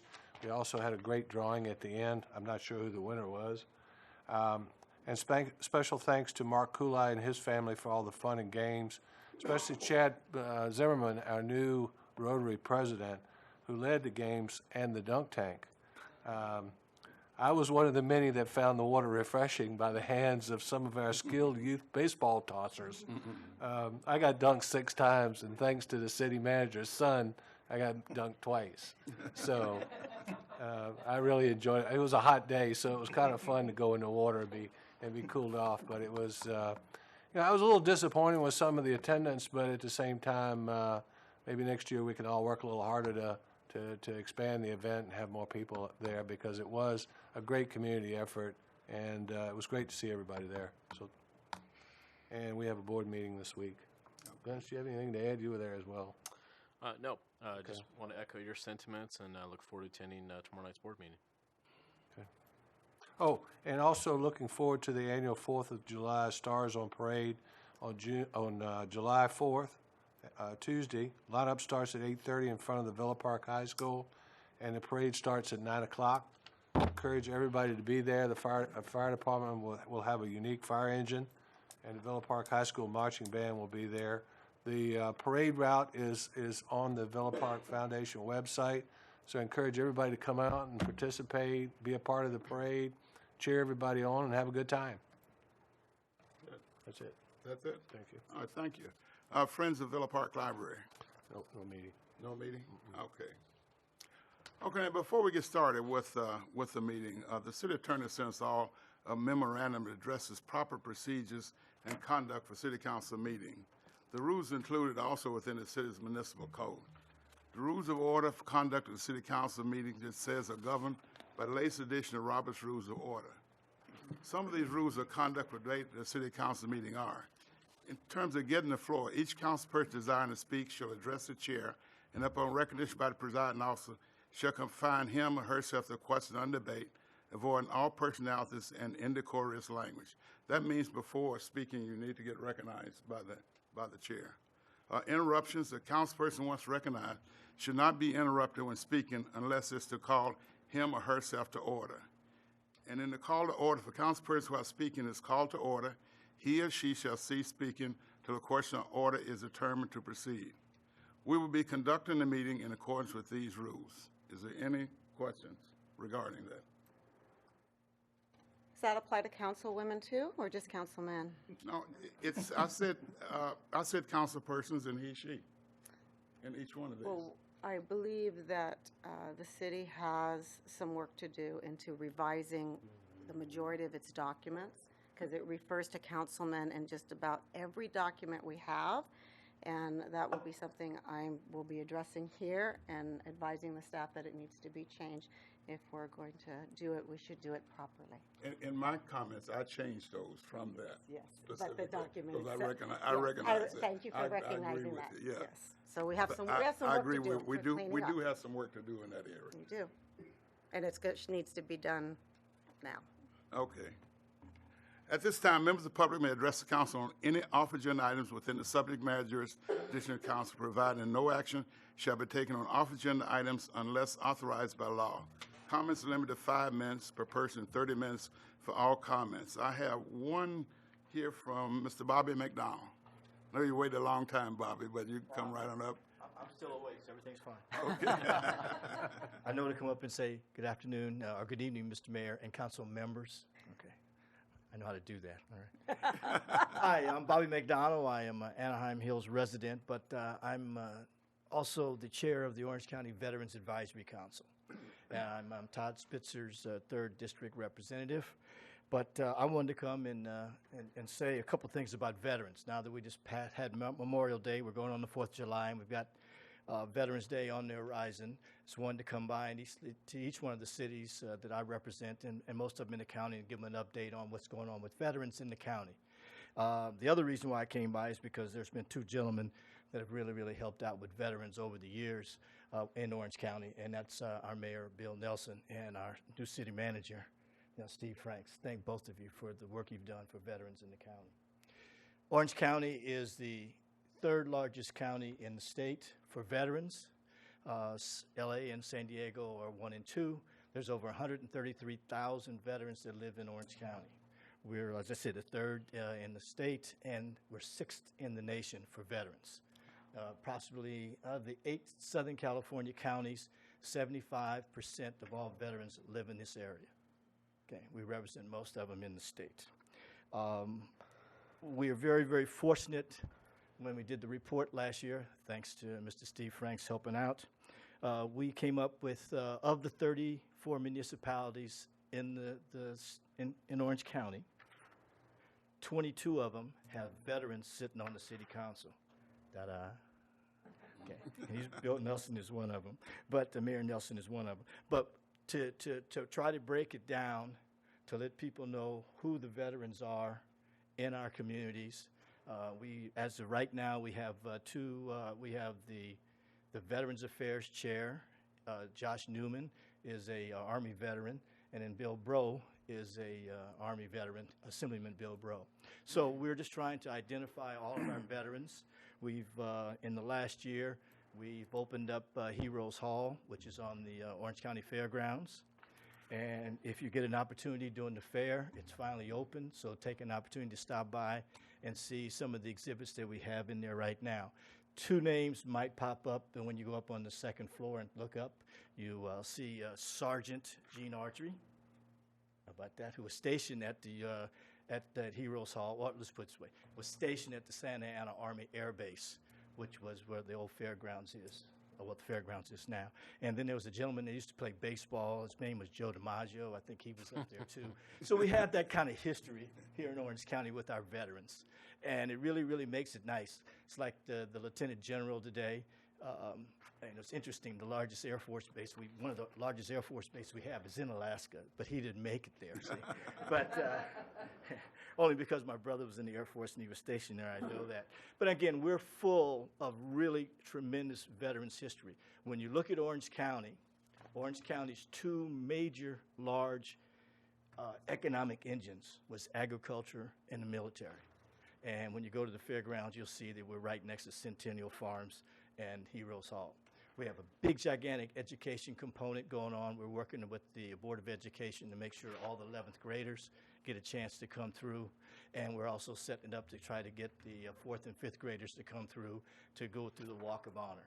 We have 14 Medal of Honor recipients and 13 Distinguished Service Cross, whether it's the Navy, Navy, Army, Air Force, or Coast Guard.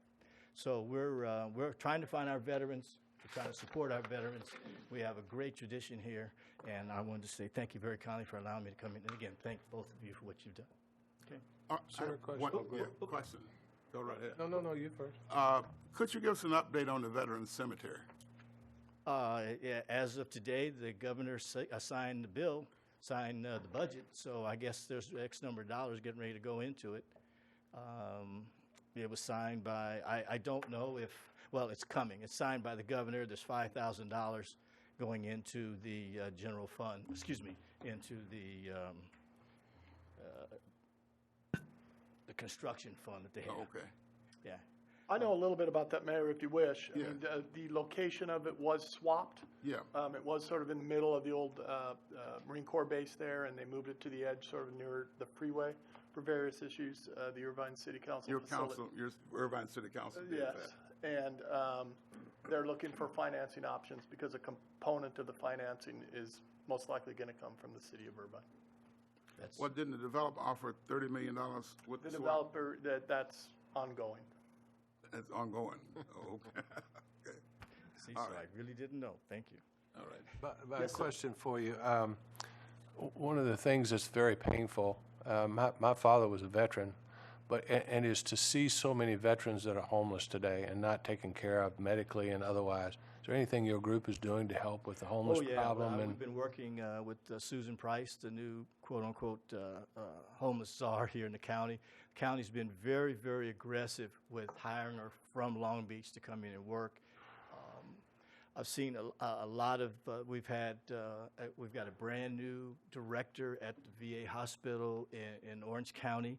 Well, it's Orange County, but it's for Orange County, but it's Long Beach. Long Beach now has all of Orange County, whereas a couple of years ago it was split.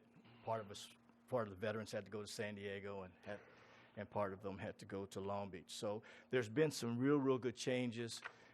There are a lot of organizations. We have a new organization that's formed 3 years ago called the Orange County Veterans and Military Families Collaborative, which has a group of about 85 members and individuals that cover housing, employment, health, education, legal, military families and children, so faith-based. So we're covering all these different aspects, but we are a growing ecosystem because we haven't been LA and we haven't been San Diego. Not as excuses, Right. but we were split. We were all different kinds of ways. But in the last 5 years, we've seen a lot of growth and a lot of positiveness. And as much as you were talking earlier about high density and some different issues, I know that Irvine, Newport Beach, Anaheim, and they just had the new bridges at Kramer. Those kinds of areas are finding things for seniors and veterans, and they're putting them into their programs now. And I know that some of those programs weren't involved before because there really weren't any veterans on the committees to Right. bring that kind of stuff up. But yes, we're making a positive effort, a very, Okay. very strong positive effort. Okay, thank you. Oh, thank you. Any additional questions? If not, thank you very much, Mr. Well, thank you for your McDonald. time. Appreciate it.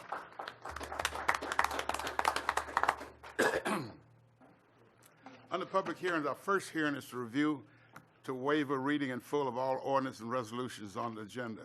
I don't believe we need a staff report on this, but I want to know, is there anyone from the public that would like to speak on this issue? If not, come right on up then. Good evening, council members. Councilwoman Fasanelli. Member's good. Yeah, okay. Couple months ago, I mentioned, well, I like to come and monitor what's going on in our city. I like to pay attention to what is being discussed and decided on behalf of the residents of Villa Park. But there are a lot of people that don't feel capable of being down here and sitting for hours at a time. And so once again, your Villa Park TV is not streaming tonight. I've received communication from quite a few people. Councilman Pitts, I know you're very experienced in technology. I didn't know if you might be able to throw some of your expertise at it, because you don't have enough to do. Right. Okay. Anyway, I wanted to let you know it's a little frustrating. I mean, it actually says not streaming tonight. So thank you. Thank you. Thank you. Any comments on the waiving of the reading of ordinance and resolutions? If not, do I hear a motion to approve this? So moved. Do I have a second? Second. Been moved and second. Any further discussion? If not, would you please record your vote?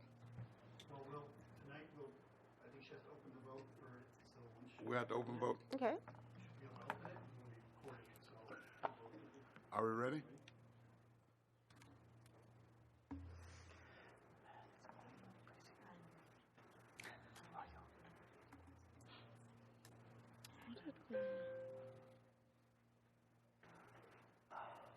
All the lights went off.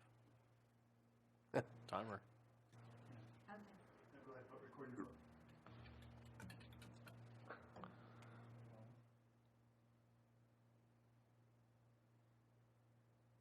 Blinking.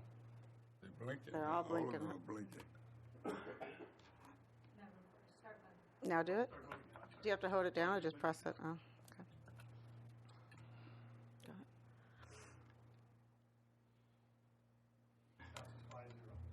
Oh, okay, 5-0. So It works. Okay. Motion passes. It works. works. Yeah. Our next hearing is consideration of the 2017-18 operating budget and 7-year capital improvement Mayor? program. Mayor, we have a member of the public here who's here for one of the items 3, 4, or 5. I don't know which one. And he's the only one here. Would you consider You wanna bringing? move something Would you up? consider moving What would those you like up to- because the budget will take a little What longer? would you like to move up? Steve, which item? Is it 3, 4, or 5? I don't know which item it The is. gentleman for 3. Is it Three. 3? It's three. Okay, Three. it's Correct me 3. if I'm Item wrong. 3 Yeah. Yeah. on 101 Right, Center Drive? yes. Okay, we'll go to 3 then. Item 3 is the resolution that declare a intent to conduct a public hearing regarding conditions present at 101 Center Drive, determine whether such conditions constitute a public nuisance. So what this would be, you would approve a resolution, and the action would set a public hearing to be heard on July 25th. Bill Tarrin, our building official and code enforcement officer, is here to answer any questions. Council members, do you have any questions of staff? Seeing none, is anyone here to speak on this, from the audience to speak on this hearing? If so, step to the podium. Come right ahead. Does he need some help? No, I think he's.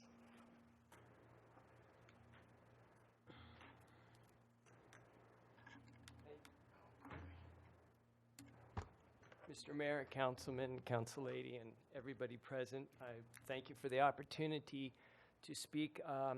Please give us your name. Oh, I'm Charles Bivens, I'm sorry. Okay. Pardon me. I'm under medical supervision, so I have problems. So if I mix something up, let me know, please. Okay. I was unaware of a situation that had developed. I have been under medical care and in the hospital for quite a long time. And I wish not to defer the attention too much, but I would like to thank the Sheriff's Department because you guys were contacting me for welfare checks, I guess you call it, or something, to make sure people are okay. That is correct. That was very nice. You guys checked on me a few times and went to my neighbors. And I want to thank you. I was in the hospital at the time, but I spoke to you via the phone. And then your office called me quite a few times too. And I want to thank you for taking the time to be concerned. I appreciate that. And also I called your office too, but I don't know if you got the message. I thanked the city for calling. I was in the process of doing some landscaping, and I've been injured before, but then my injuries compounded, became extremely severe. And so actually I couldn't even move. So I've been under a lot of therapy and heavy medication. I take about 20 different kinds of medication daily. And my intent was not to have a problem with the property whatsoever. I think some pine trees died. And so I've been working on trying to rectify that. I was just aware of it recently. It was nothing I ignored. I've been trying to go and take care of the property to the best of my ability, and I've been going virtually on a daily basis. Throughout this process, sadly, and my mom passed away throughout this whole thing unexpectedly. She was diagnosed with beyond stage 4 ovarian cancer. And so I tried to stay in the hospital with her so she wouldn't die by herself. So I've had a lot of trials and tribulations, and actually I'd like to share with you a picture of her, if that's okay. She moved here in 1969, and she brought a lot of very interesting people to the city. She was a high up in Hollywood, Paramount Pictures. I know we had a general earlier, but she worked with Jimmy Stewart and Pathé News in sending things over into the communist bloc countries. And just, if you wouldn't mind, she was a terrific person, and just... Thank you, sir. That's my mom. She just, that was taken a couple of years ago. Thank you very much for that opportunity. Anyway, my goal and objective is to take care of the conifers that passed. They were acquired through Armstrong, and Armstrong is working with me on that. They'd like to do to see if a bark beetle situation is, because the other trees that were acquired are doing splendidly, but those had passed. So I'm trying. In the meantime, I tried putting them in an area that are not so visible, so that to try to make it look better. And then what I'm going to be doing is I'm working with the chairman and have them taken, and they're worth a lot of money. So otherwise, I'd toss them, but they're running into hundreds of dollars a piece, and I'll address those as soon as I possibly can, and it's nothing that I take lightly. And if you have any questions, please feel free to ask of me. Any questions? If not, well, thank you very much. Well, thank you, sir. I appreciate that, and I appreciate everybody. And I really appreciate the Sheriff's Department. I never knew they did that, and that was very kind. And thank you all, and thank you, sir. We have a good city manager. Thank you.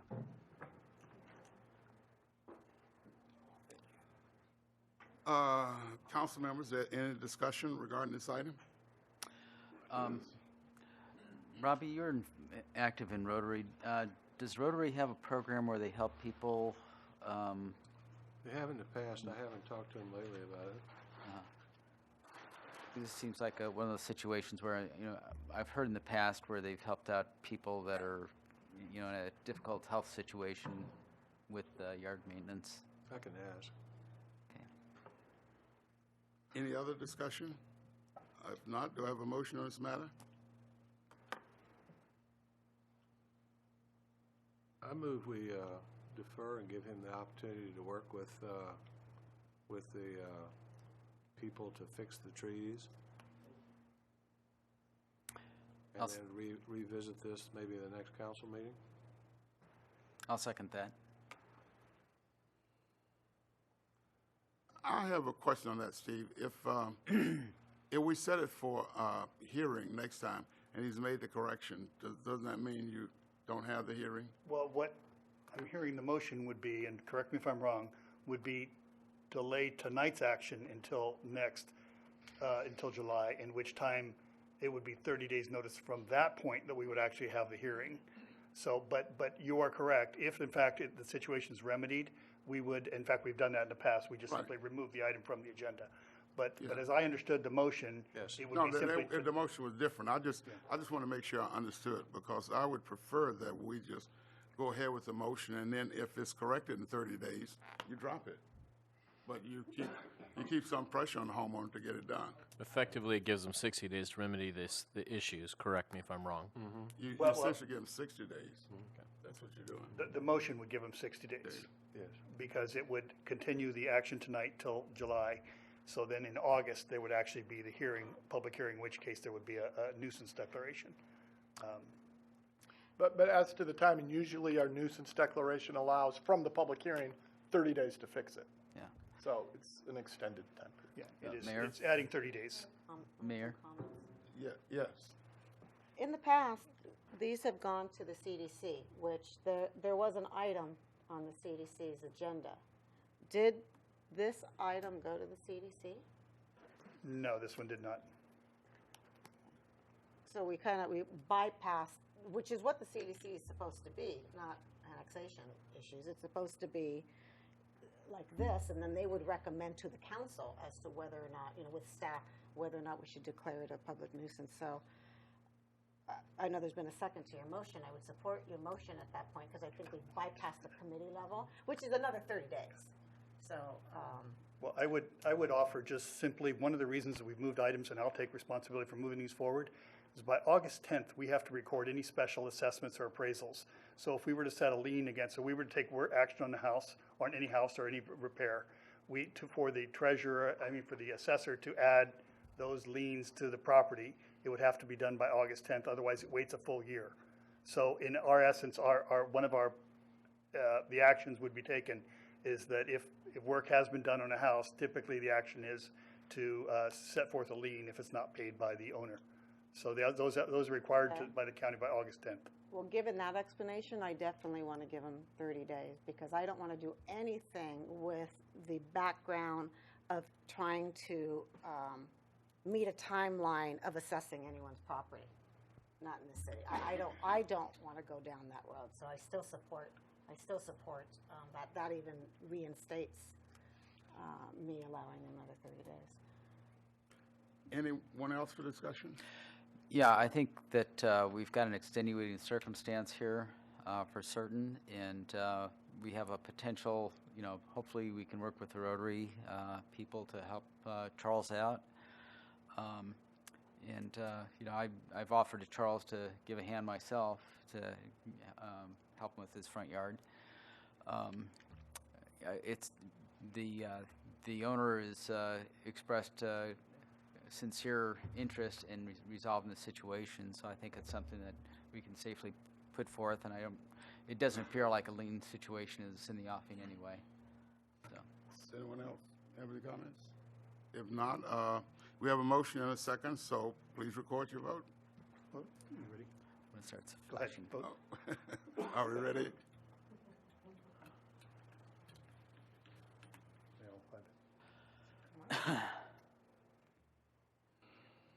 That passes 5-0, so the item will be continued for 30 days. Okay. Will that in the future come up so people could see that? Right now, we're working through that. One of the issues, the way the program was delivered, is it's white print on white screen, so you can't see it.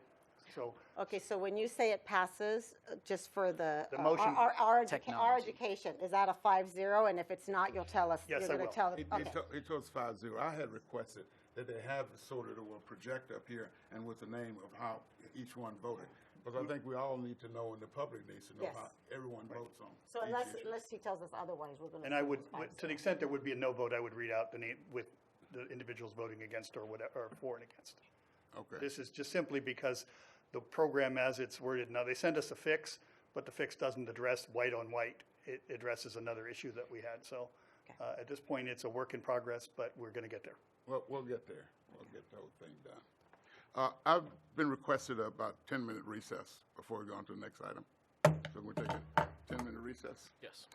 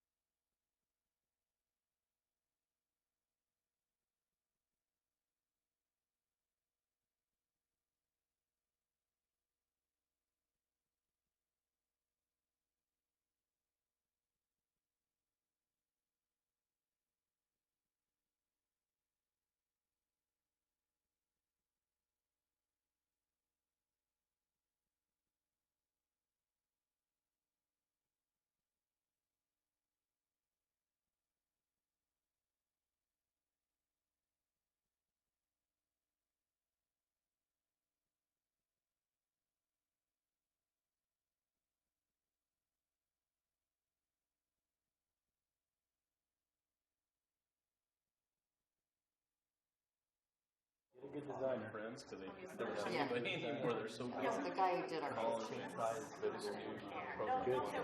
Anyway, that's Yeah, so there's still people come in. Okay. You know, it's the bed is Lydia, my he's mom. having a good time. He is having a great time.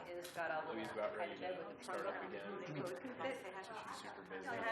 Tell him Trying to keep them murdering each other. It's a full-time job right there because they're so type A. So much like mommy, and nothing to do with me. You know. Yes, right. You know, the kids. Louis.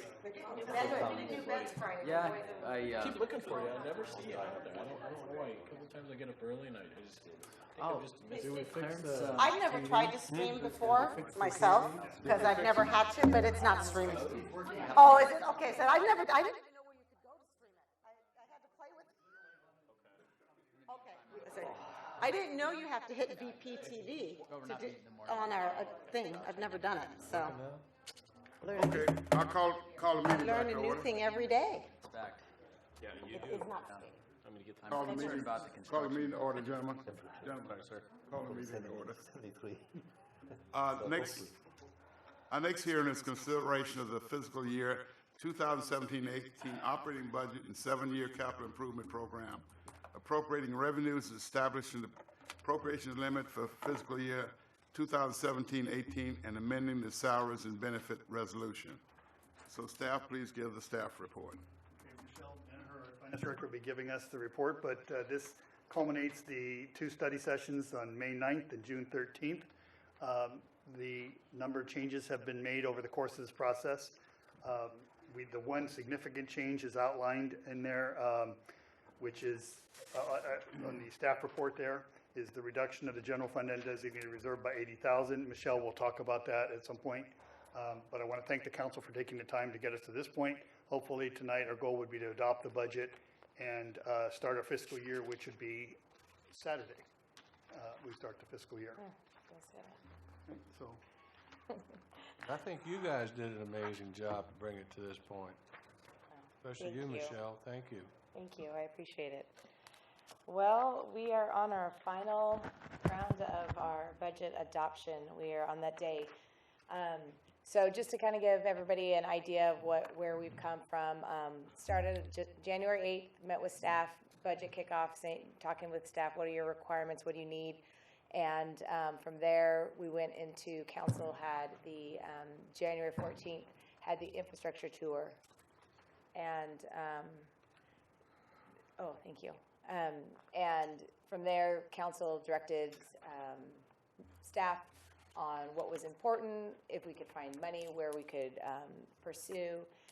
The next was the infrastructure review, and that was on February 7th, and that's where we brought back a summary of what occurred and, you know, which ones were priority, which ones were completed and whatnot, and that was noted through the minutes there. April 24th was our first Budget Finance Committee meeting, and that was truly the first draft of the document that was reviewed. Next, we had our HR meeting on May 5th, going over the salary resolution, fine-tuning that and seeing how that would affect our budget. And that was implemented and put into the May 9th, which was the first budget study session with the entire council open to the public.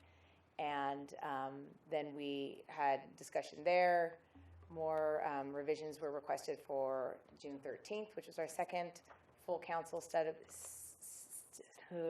budget study session. And then based on the comments made at the June 13th meeting, we have come to full circle to the adoption day, which is today. Our budget goal, as usual, is to have a structurally balanced budget, and that is when we have recurring revenues equal to or exceeding operating expenditures. So we want to make sure that we have a little cushion, super conservative. That's how we budget here. Here's the general fund is what we're talking about, because the general fund is where all of the services for the city are budgeted for. And the other funds within the city, we get specific funds that have to be used for specific reasons. Gas tax money, we get money from the state, from the highway users tax account, and that money can only be used for projects in the right-of-way. So that money is earmarked. So the general fund is where we have some fluctuation on what we're going to spend money on. So this is why we're highlighting it here. Recurring revenue this year, we're proposing $3,335,000. And in the red, you see that we have our total general fund expenditures are $3,008,000. And if you were to look at that and say, hey, that's bigger than the revenues, that's understood. However, $645,000 of that is capital. And that is like one-time expenditures or a massive project that is recommended by council, and then you use your available fund balance that you've built up. Most of you understand that as your retained earnings over time, your profit. So that money is built up over time, and we've used that to hit a big capital project. So if you take out the capital, our recurring expenditures are $3,001,000, which gives us a excess in recurring revenue of $139,000. So that's the goal, to be conservative. Here's just a chart because everybody likes to see a little bit of color because my numbers are boring. So property taxes, they are up by 4%, which is $95,000, and that's pretty much the increase that you'll see over last year's general fund revenues. We also have sales tax. That's a small amount. Again, we don't have a lot of revenues besides property taxes, so little increases here and there, don't have big dollar amounts except for our property taxes. Also in red, on all of the slides, you'll see where it reflects in the budget. And I'm going over this fast because you guys have seen this as many times as I have. The general fund expenditures summary is on page 62, 63. And again, like I said, total expenditures are $3,008,000. Personnel services, which includes staff and pension and whatnot, is 18% of our expenditures at $698,000. 17 is PERS contribution, and the employees pay their 7% of that. Maintenance and operations, which is the basic needs of the city, we have 64% of our expenditures, rightly so, at $2.4 million. That operating supplies, law enforcement, audit, NPDS, tree trimming, traffic striping, landscaping, et cetera, the main services that the city receives. Capital outlay is just a small 1%, and those are different small projects, small items that can be capitalized, that $32,000, some computer software, business license, some small capital, small equipment for public works. That's what makes up that $32,000. And then the capital this year, this is the biggest fluctuation that we see in most budgets from year to year. This year we have $645,000 budgeted for capital, and the general fund does not, they don't absorb the entire cost of all of our capital expenditures because we make sure, try and find some funding to do larger projects. So of all of our capital projects, general fund is only hitting at the $645,000 mark, and that's 17% of the general fund expenditures. And here is a nice graph displaying that. And you can see, obviously, the maintenance and operations should be our highest expenditure for the city, which it is. Total revenues by fund, and this is what I was talking about. The general fund is what council is most concerned with because that is where you make your policy decisions that affect the city. We receive COPS money. That is what funds our school resource officer. We receive some AQMD money, which is Air Quality Maintenance District, and that is where we get money from South Coast Air Quality Management District, and they require that we use that money to reduce pollution. We have a project this year to improve our trails, which will encourage walking, which will decrease pollution. So that's where that money will be spent. Our capital improvements funds, that's money that we receive from whether federal grants or state grants, local agencies to do capital projects via streets, storm drains, you name it, catch basins. That's where that money is recorded. Couple other ones, we have gas tax, and we spoke at the last budget study session about the Road Recovery Act that we are getting a little bit more this year, and hopefully that's going to help fund our increased street projects. Expenditures by department. Here we have our administration at, my eyes are getting that, 800,000, and that's only 14%, whereas our public safety is at 26% of our entire expenditure budget of $6,291,000. Community development, which includes engineering, planning, law enforcement, and whatnot. Bless you. Bless you.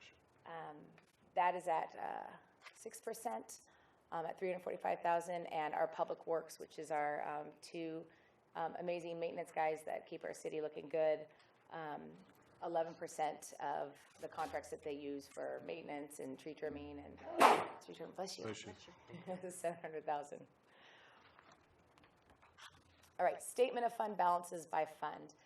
Here, what we're trying to show you is we're starting at our estimated balances as of Saturday, our new fiscal year. So we're thinking we're going to have $4 million in our fund balance. And of that $4 million, 3.1 is in our general fund.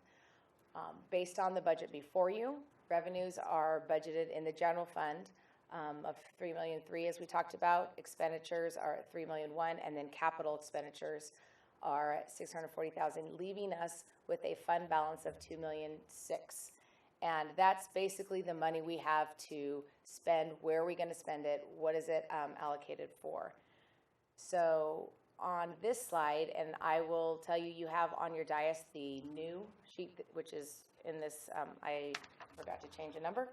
On the one that I sent you earlier, I apologize.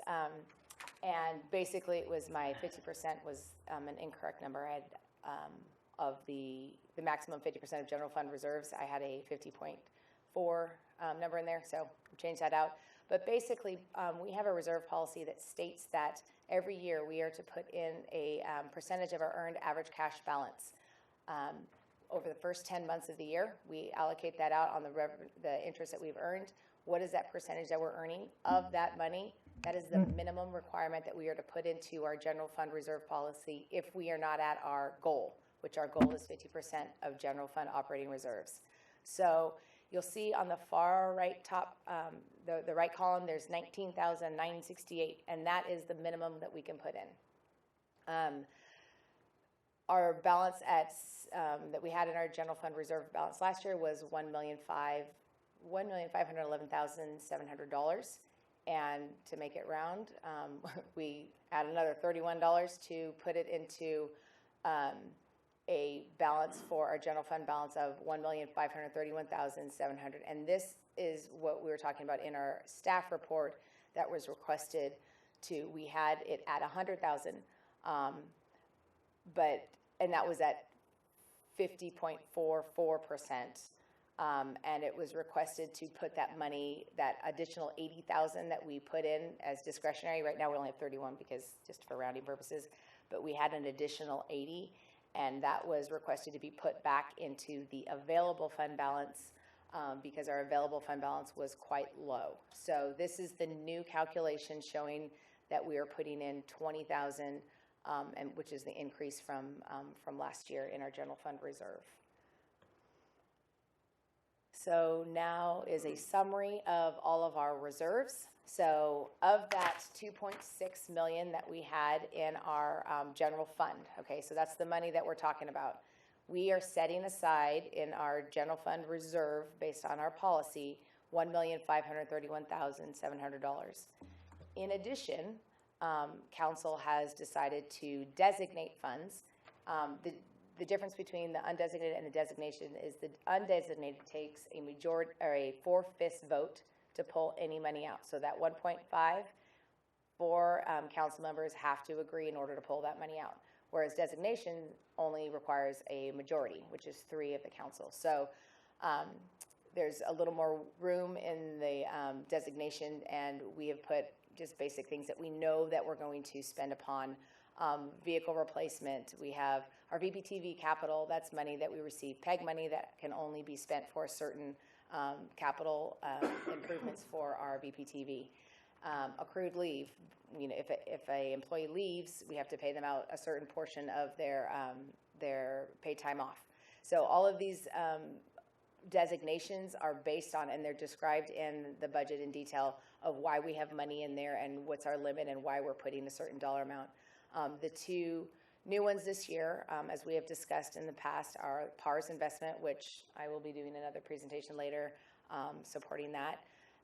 And then the storm drain improvement of $600,000, which we are putting a placeholder for because we're doing the design in, we're proposing to do the design in 17-18 and the actual construction on the storm drain in 18-19, fiscal year 18-19.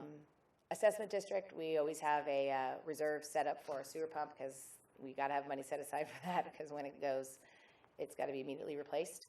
And that's on Sycamore Circle. That's for the Sycamore Circle pump. Sewer Improvement Fund, every 7 years we are required to do a full sanitary sewer CCTV inspection.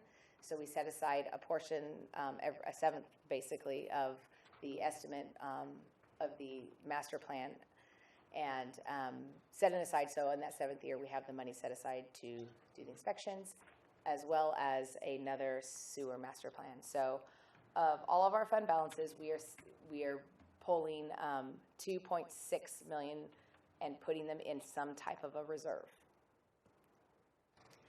Here is another pretty graph talking about everything I just said.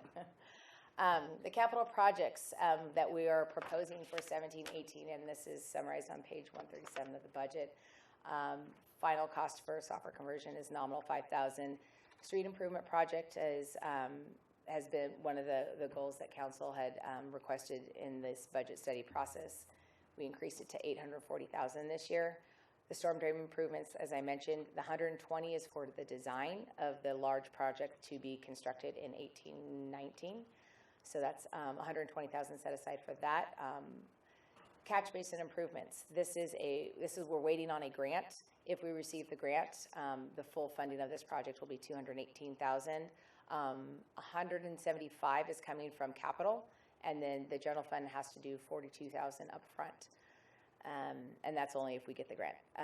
Wanda Greenbelt, was asked to continue to be earmarked for $50,000 to do something over on that Greenbelt.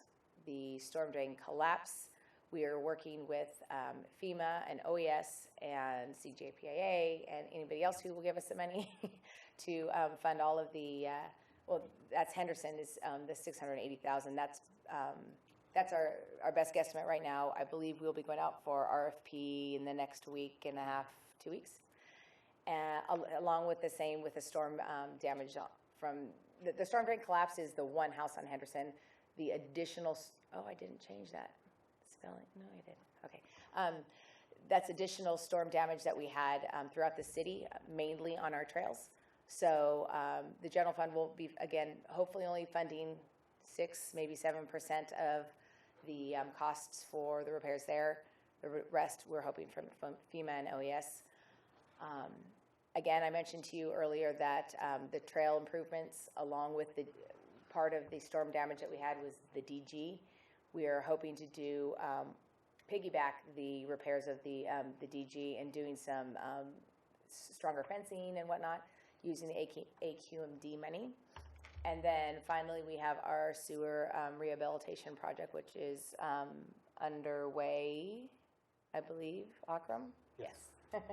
And so it's a 2-year project, so that's $570,000, part of our sewer improvement plan. So this is a general overview. I know I'm going fast, but I know you guys have seen these numbers and it's boring to you, so I'm going quick.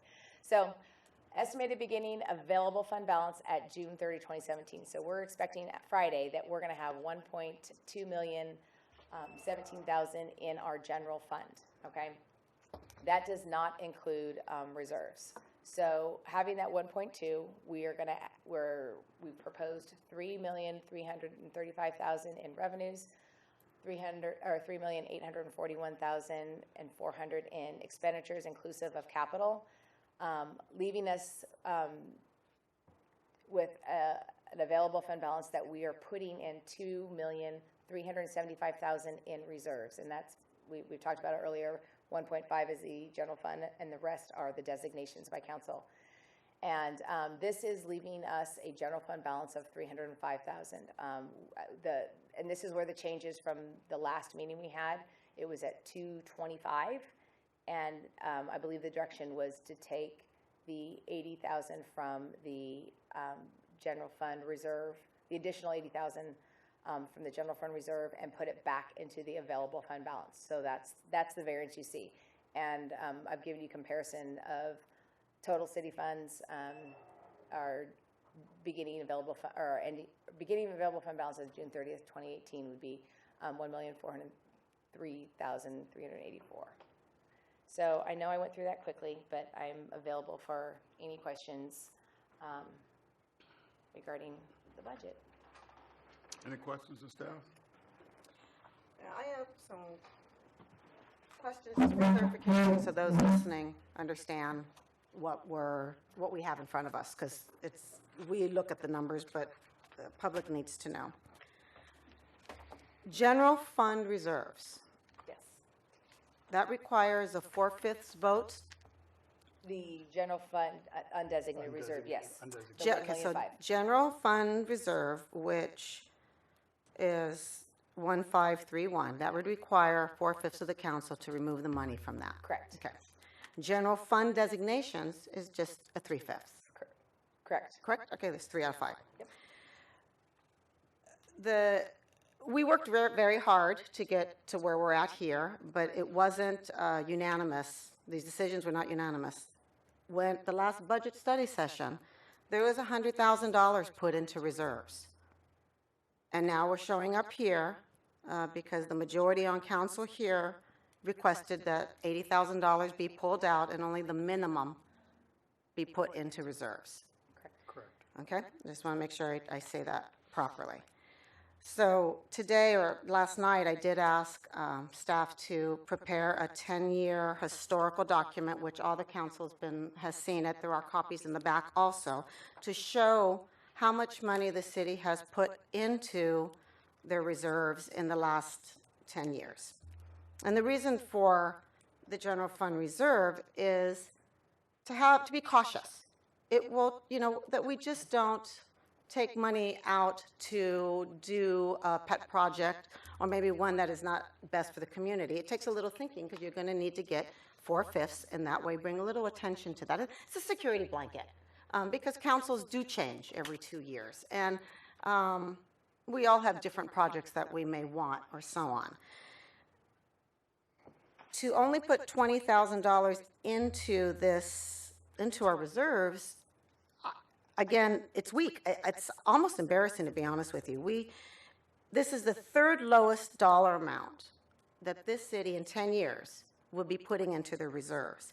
And to have a general fund designation of $844,000, where it would only take the majority of the council to get that money out, I think that depending on what the flavor of the month is, it's not a good idea. Maybe all of a sudden someone doesn't want to do Taft Avenue. It would only take 3/5 of the vote. Maybe somebody wants to put a park in. Having that amount of money, where it only takes 3/5 of this council to do it, is unheard of in the history of Villa Park. And it's certainly not the conservative bookkeeping that we've always had. It's kind of scary and not specific to any person here, just historical to having 5 people on here, and it changes every 2 years to have 2 different people. I think that we are being very aggressive in putting $600,000 into a storm drain. Not that we don't need it, but we don't have the time or the staff to have a project completed in winter. It's a tremendous amount of money. We have a very limited amount of staff to do that, in addition to having Taft Avenue being redone. To put $100,000 into the PARS investments, yeah, that's great. That's wonderful to do that. We have to do that. But we have other things that maybe we don't know about that are coming up. So to take all of our money and to designate it all in 1 year, quite frankly, I don't know how we're going to do the work. And I think it is irresponsible of us to only put the minimum dollar amount into our reserves. having $1.5 million isn't a lot of money. It'll go very quickly. If FEMA didn't cover our storm drain, half of it would be gone. You know, we're very lucky FEMA's going to cover the storm drain. But when we start digging up Taft Avenue, who knows if a pipe breaks underneath there? And that's not going to be FEMA. That happened over on Lincoln. And that was a huge bill that we had 3 years ago when we started digging down there. So I would like to see the council here reconsider this. I did take it to the city manager. One of the issues I do have is we do have Taft Avenue being redone in the next week. We don't have a budget to finish any landscaping. It's not there. We can't finish Taft Avenue. So we're going to do, you know, hundreds of thousands of dollars in work on the street, and we can't do anything for the landscaping around the trees or the granite or anything. So there's nothing in here for that, but we're starting brand new projects. We need to finish the ones that we've been planning on for so many years and take the new projects with a little bit more in a more conservative nature. But having $20,000 be put into our reserves just goes beyond what the prior councils here have built Villa Park on. We put 111 in last year, 100 the year before, 300 the year before, 128 the year before.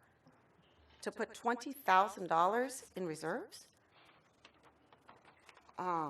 It's certainly not something that I can approve. And I don't think that the majority of the Villa Park residents would approve if they would actually read this or listen to us, which unfortunately, because it is kind of boring, that doesn't happen. And I understand that. So those are some of my comments when it comes to this budget, which I do realize that this budget is tied to a salary resolution also. And I do have, I have an objections to the salary resolution where it says that, let's see where I'm at.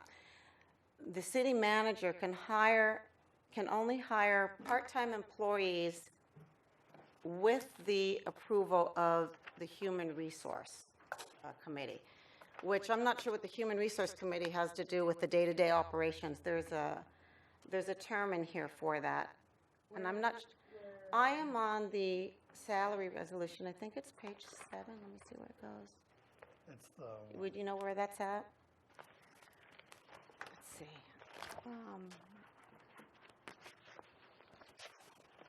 Do you know where you put that, Steve? Yeah, I've got to find it.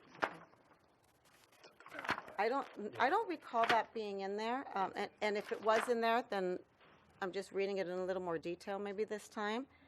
But the city manager should be able to hire part-time employees to facilitate day-to-day operations. And what this says is, if you wanted to hire a part-time employee to facilitate day-to-day operations, you'd have to have the consent of the Human Resource Committee. And I'm not necessarily sure that's why you would need that. You're the city manager. We're not creating a new position. You need to be able to conduct day-to-day business. If I'm not mistaken, that was the same language, Michelle, that was in there in the past, correct? I am believing it is. Yeah, and like I said, maybe I'm reading it a little more detailed. It wasn't in the past. It was. It Yes. was. Yes, it was. Yeah, It's been and in there. Yeah. well, I'm objecting to it now that I'm reading it. So whether it was in the past or not, I mean, I think that we're trying to move forward. We have a great city manager. We have to allow him to be able to do the tools. To be hamstrung to have a committee meeting without going to council is a little bit different. 190. Top of page 190. Anything else? Well, they're looking for it, so I'm waiting. Well, it's in there. It says that. I don't know.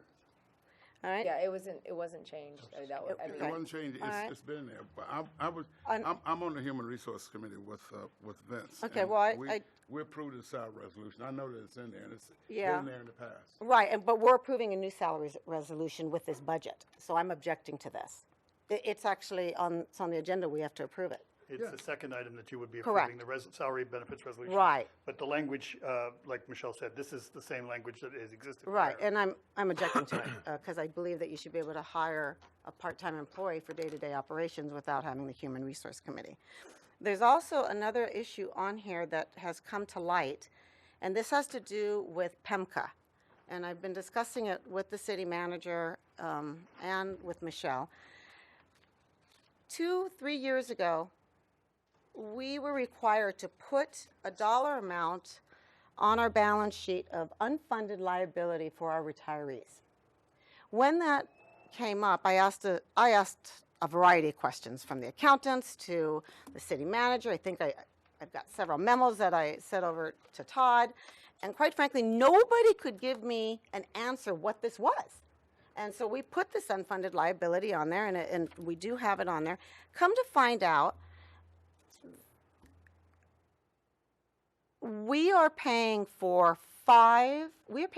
the health insurance, a portion of the health insurance for 5 previous council members, which is not something that I was told. So what that is we've got 5 council members that we are mandated to pay for a portion of their health insurance. And that's what that dollar amount represents going through the future. We had an actuarial report, and that's the dollar amount that was in there. I've gone through, now, when I looked at it, one of the questions I asked is, I said, we started paying this, we have this on our balance sheet, why did we pay, we were supposed to start paying it back in 1999. We only started paying it in 2015. And I briefly went to Michelle and said, why didn't we pay this back to the council people? And the answer was PERS didn't require us to. I have not been able to find that anywhere. So my initial 6 hours or 7 hours of research here shows me that we may have about a $56,000, $60,000 payback to 5 council people, because every single month we're paying $100, $90 to $100 of their health insurance. And we were supposed to have paid it back from the day it started, according to PEMCA. So, and that's listed in here. There is something in here that does say if required by law. So, again, those are, I call those unanticipated expenses that might be coming up in the future, which a $60,000 liability is big to us, and something that needs to be researched. So maybe we should put a little more money in reserves for items such as that. That item is going to be researched. It's not going to have anything to do with the budget here, but it is something that staff's going to have to look into. And I'm bringing that up because that's in the resolution also. Thank you. No, that's it. Thank you. Any other questions? Do we have to vote on these separately, the resolution, It is a choice of the council. You can make it one motion to I would adopt. propose to make it one motion to vote on all 3. And I'll move to vote to approve all 3. Do you have to have public comment or at least? Yeah, I'm sorry. Public comment. Anyone from the public want to comment? I didn't think so. But I still move to approve all 3. I'll make that motion. Second. Any further discussion? If not, please cast your vote. Mayor? Are you ready to? You didn't ask, I think you have other comments. I you know, for the most part, I've read through most of the budget, looked at most of the budget, been a part of this, and agree with the majority of it. There are some things with regards to the reserve that I'm concerned about too. I mean, I deal with this in business and also in personal life, and I'm concerned about the low amount that we're putting in, especially if what she says is true, and we have liability there. It's got to come from someplace. So I would ask that we consider, I want to go on record saying that I don't agree totally with this budget, but for the most part, I do. Thank you. The reserve, I do not. Okay. Any further comment? If not, then we can cast our votes. Ready to vote. Are you ready? Mm-hmm.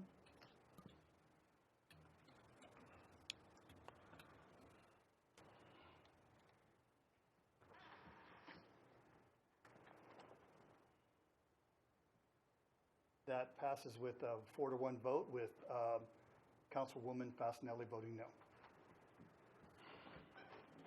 Next, we have, we had number 3, so we go to number 4. Next here is the consideration resolution 2017-3343, resolution of the City Council of the City of Villa Park declaring its intent to conduct a public hearing regarding conditions present at 10181 Center Drive, Villa Park, California, to determine whether such conditions constitute a public nuisance. Again, Staff report. This is the house on Center Drive in Santiago. This is the intent, so again, the actual declaration would be on July 25th. With regards to specific details, Bill Tarrin, our building official and code enforcement officers, here to answer any questions you may have. Council members, do you have any questions of staff? I do. Bill? Yes. This is the White House, correct? On the corner? House on the corner, They had contractors out there, and the weeds were quite high, but they came out there and they cleaned it up, and I think half the city saw it because everybody commented on it. Right. And it did get cleaned up. So, and the sign got taken down. So what's left? Because There's 3 or 4 dead trees on the property, and quite a bit of overgrown vegetation on the southwest corner of the property that's getting closer to blocking the sidewalk. okay, are they, because I saw the contractors leave and the sign went too, are they aware that there was more to be done? I'm asking because everyone thinks it's done. No, it's not. Have we told them that more needs to be done? So I don't mind going 30 days as long as they know. If they would respond to my letters, then I could tell them, but they don't respond. Okay. They haven't responded in 5 years. We've sent them numerous letters, and they don't respond. They cut the grass, and then they move on. Send them another letter, falls through the cracks because of your appointment of who does this. Here we are. So if they were to respond, they would say, hey, those trees are dead. You got to cut this here and there, but we get nothing. So that's why we're here. And we've made numerous efforts to contact them. Okay. If I may. Okay, wait just a moment. You finished? Yeah, thank you. Okay. Mr. Rosini. Question. Is the work that's remaining there, does the contractor need to do it, or just a homeowner can take it upon himself to, or herself to appropriately address this? Anybody could do it. That's what I thought. Okay, thank you. Anyone from the public to comment on this? Seeing no public comment, I'll bring it back to the council. Any further council discussion? Make a motion to move the matter. Got a motion? Do I have a second? I'll second. Been moved in second. Any further discussion? If not, please cast your votes then.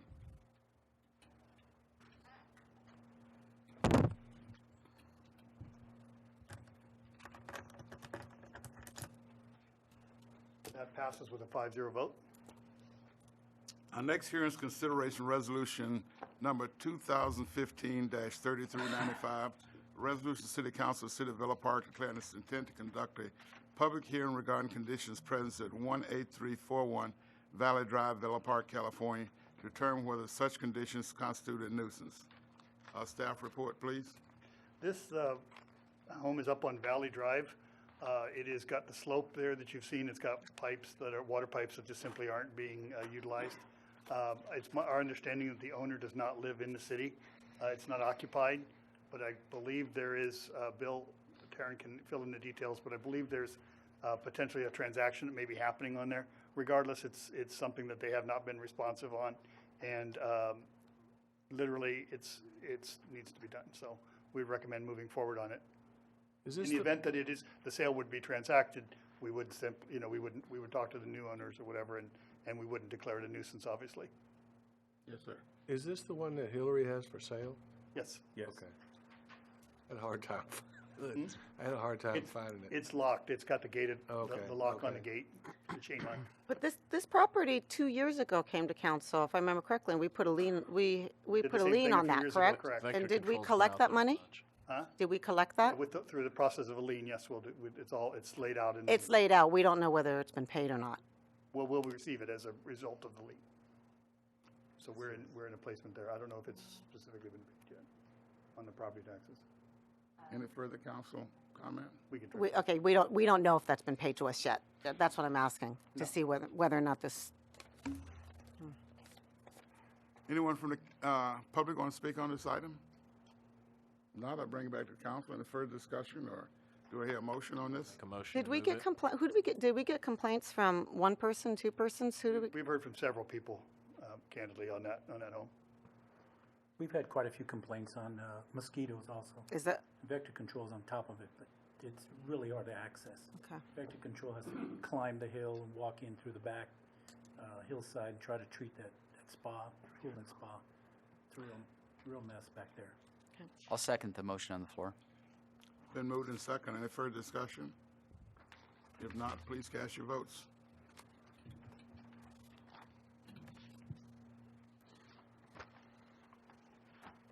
Passes on a 5-0 vote. Okay, thank you. Consent calendar. We now consider the consent calendar. All items on the consent calendar are considered routine and are usually enacted by one motion approving the recommended action listed on the agenda. Any member of the city council, staff, or the public may request an item be removed from consent calendar for discussion or separate action. Council members, are there any items you'd like to remove from the consent calendar? All right. Public, is there any item you'd like moved from the consent calendar?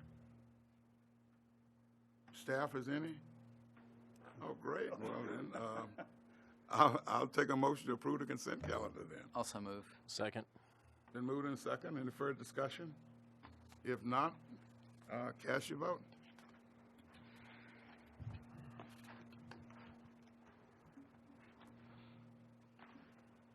Passes on a 5-0 vote. Okay.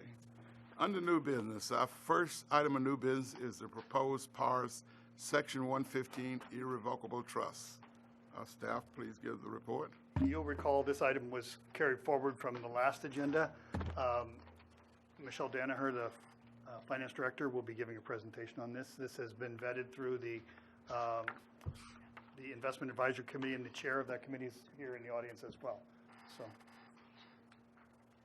PARS presentation. Thank you, City Manager. The PARS Section 115 irrevocable trust is something that the Investment Advisory Committee has been working on over the last year or two. You have the presentation in front of you. Go to the next one.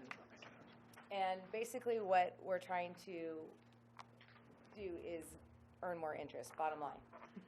Make a little more money, make it go a little further.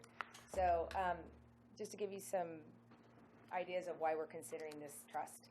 The city contracts with the Public Employees Retirement System first for the employee pensions. Our actuarial or assumed earnings through PERS is 7.5, and as we all know, we're not receiving that. So the last 2 years, as you see, PERS earnings were at 2.4% and 0.6. So we are losing earning projections big time, hence increasing our unfunded actuarial liability, NB. Because we're reporting that on our financial statements now, it's even more of a highlight that we need to address. And how you get to a UAL is the market value of investments that we've paid into it, less the liability and all the pensions based on the actuary assumption is where you get your unfunded liability. So as of June 30th, 2015, because we are 2 years in arrears with PERS, they give you your actuarial as of June 30, 2015. So we're at 76% funded. And our goal, and as you heard, the OCFA's goal is 85%. We could go up to 90. That's good. I guess I'm trying to turn it.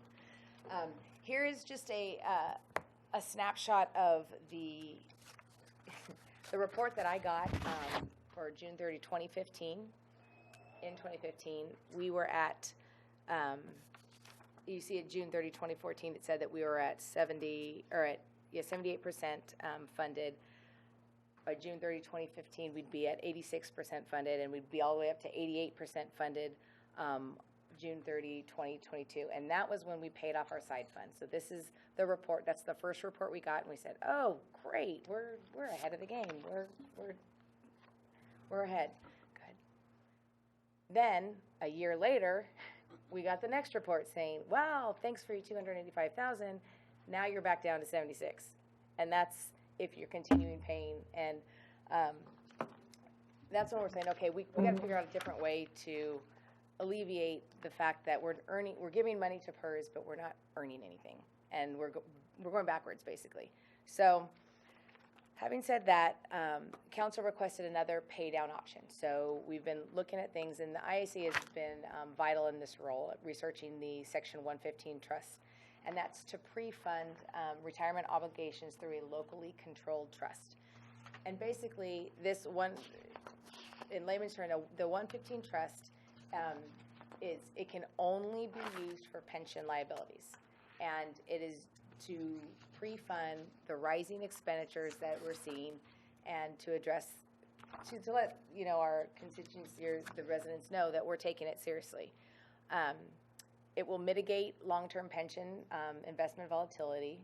It will provide the city with a greater local control of the assets versus having our money up at PERS and having them invest however they want to invest.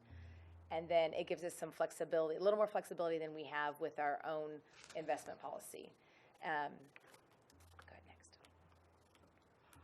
So the IAC has taken the predominant role on this, and in October of 2016, PARS, which is the Public Agency Retirement Services, presented their pension rate stabilization program to the IAC. And at that point, IAC, once they heard it, we asked a bunch of questions. There was a very lengthy discussion. Decided to make a subcommittee to do even more research, because we wanted to make sure we vetted this, and this was a route that we should go from, because there were some concerns, and I'll talk about those in a minute. But in January, the IAC discussed the summary that the subcommittee presented, and the chair, Mr. Underwood, is here, and he has been the lead on this, on the research, and he's done a phenomenal job and continued to educate the entire committee, as well as I believe he's met with many of you as well to give you kind of a heads up on what's going on. But the subcommittee decided to prepare a recommendation to council for the plan for next steps. I was going to bring it to you last council meeting, and then it was requested that we wait a month. So here we are. The pros of this system is we're going to have fewer investment restrictions because it is in a trust, and we have more flexibility than we do with our government code and our investment policy. Another pro would be that the investment flexibility, we can match it. We can determine if we want to be moderate, if we want to be considerate. We can determine the tolerance level that our city is willing. We get to make that decision versus having PERS make that decision and just invest with a pool. Another is funding over time with local controls we can reduce the liability, and that can show up on our audited financial statements at year-end. So if we have 75% funded with PERS, as we do right now, and we have another 100,000 at PARS, we can add those two together and say, we're not 75% funded, we're 80% funded, and that's legally okay. GAAP has approved that. So that's kind of the caveat that we're looking for. And the funding flow, the timing capability of cities' discretion to use the PERS contribution fluctuation. So what that means is, let's say we get in a pinch one year, and our contribution, which we usually prepay for the fiscal year 17-18, by July 31st, I'm going to pay, a $60,000 payment up front, because we get a little discount when we pay up front, to PERS. Let's say we have a tough year, and our general fund needs that $60,000 for another purpose, whatever it may be. We can use the money at PARS to pay that ongoing cost if need be. Granted, we wouldn't recommend doing that because you need a base to earn a higher interest, but there's that possibility. Some of the cons that we have researched is that it exposes the portfolio to some market risk. Granted, you have to realize that this is all long-term. So the fact that if you looked at one aspect, yes, PERS went down at 0.6% last year. That's what they were earning. If you looked at their medium terms, they were at 8%. If you looked at their 10-year terms, they were earning 10%. So I mean, you have to have a long-term view and realize that there's going to be some fluctuations, and to be okay with it. So that's going to be a council decision if you can be okay with a little fluctuation in the short term. Another issue is that it's in an irrevocable trust. Money can't be taken out for any other purpose but for the pension. So another con. And then one of the other cons that has been tossed around is we are small here at Villa Park, and the amount of time and that it would be me to facilitate this trust. What does that look like? How much time of mine is it going to take? And I believe that we can come up with a plan that will take minimal amount of my time, as they have investors and agents that will take care of that. So that's how the con is kind of turned into a pro. The next is our financial situational projection. So these are the numbers that PARS brought to us in October of 2016. Basically, we have $1 million unfunded, which is approximately 76% funded. So what we need to do is figure out, as the IAC, we've toyed with it, what's our goal? We want to be at the 85 to 90%. How is that going to happen? And we believe that if we put in $400,000 over the next 4 years, then we will be at the 85 to 90% goal, which is what we are hoping for. Our annual contribution for 17-18 is $90,000, and to pre-fund the Section 115 I mentioned, we're requesting. That's why we have $100,000 in our designation this year in our budget. That will earn 2 to 5% incremental revenue more than we could with PERS, or even with our investment policy. And over a 20-year span, we're looking at $200,000, which the city of Villa Park has no additional revenue sources. We have to be super creative. So technically, this could be a creative revenue source.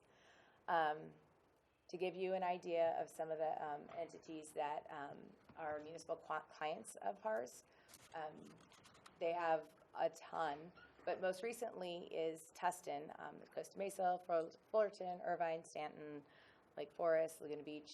A lot of our local cities have done this, and they've done it for both their pension and also for their OPEB liabilities. We discussed our OPEB liability. It's like $170,000. Not a big bang for our buck there. So we're focusing more on the pension right now. So that's those are the cities. What the recommendation here is for City Council to mull this over and give us some guidance. Our goal is now to look for the service provider, which we're pretty much, PARS has been the most responsive and the most logical right now for us, and to decide on a plat administrator. The legal steps that we have to, there's a legal document, we have to have a resolution stating that we are going to enter into a Section 115 trust. And then the next step after that is, how do we handle it? Policies and procedures. How do we fund it? How is the decision made to pull money out?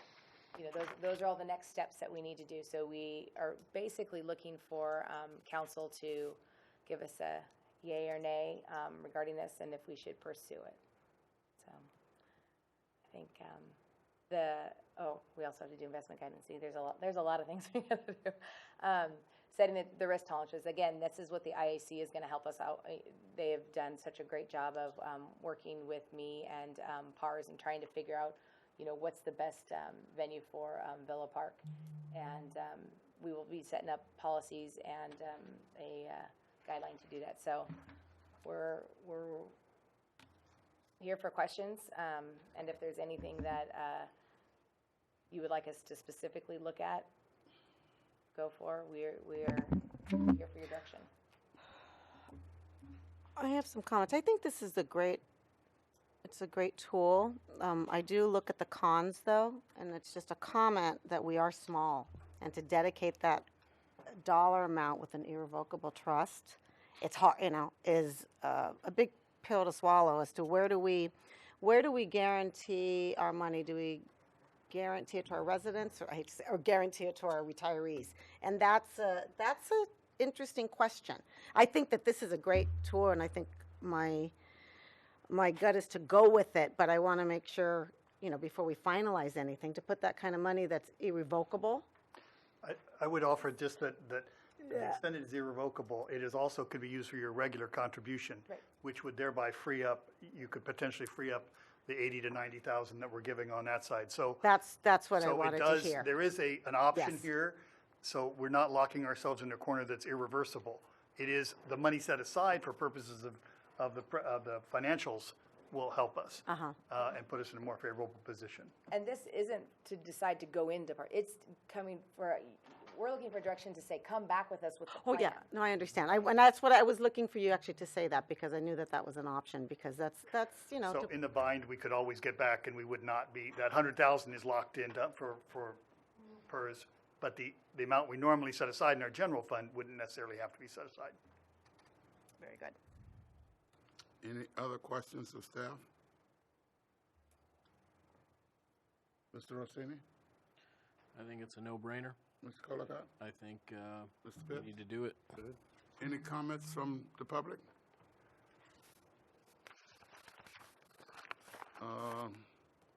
If not, is there a motion on this? Move For it. the staff recommendation? I so move. I'll second. Moved in second. Any further discussion? If not, please cast your votes.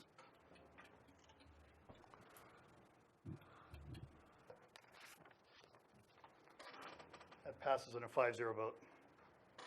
Thank you, IAC, and thank you, Michelle and Mr. Underwood. Appreciate it. Okay. Thanks, Mr. Underwood. And thanks to Mr. Underwood and IAC for bringing this forward. Absolutely. to They've done most of the legwork. Yeah. He's done a tremendous job on this. Yes. Jensen, tonight, you had two of the best finance managers in the county of Orange in one room with the OCFA gal who I worked with for a year. Yeah. On the grand jury. Mhm. And Michelle. It's two of the three. I'll leave the third one open so you can. Okay, all right. Thank you. Thank you, Mr. Underwood. Our new business, our next item on new business, appointment of city treasurer. This is the appointment of Dennis Kulai as the city treasurer. He has served for 18 years in that role, approximately 18 years. We went out for a recruitment and advertised it. We received no other applications at this point. So we're very pleased to be able to recommend Mr. Kulai to serve another term as the treasurer. How long is the term? 2 years. 2 years. 2 years. Any other questions? Anyone from the public like to comment on it?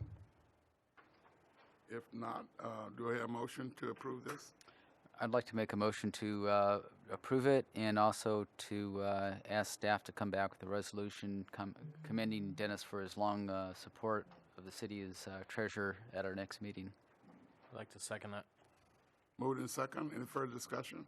I just want to make a comment. We provided Dennis with a proclamation and for his service, I think, last year, or with it. You might want to double check that. I think we did that. Well, if we have, then, yeah. Then I'd Okay. strike that, but. They could check it. Yeah, I believe we did. It's impressive that he's been such a supporter of the city and contributed his time for so long. No further discussion. Please cast your vote then.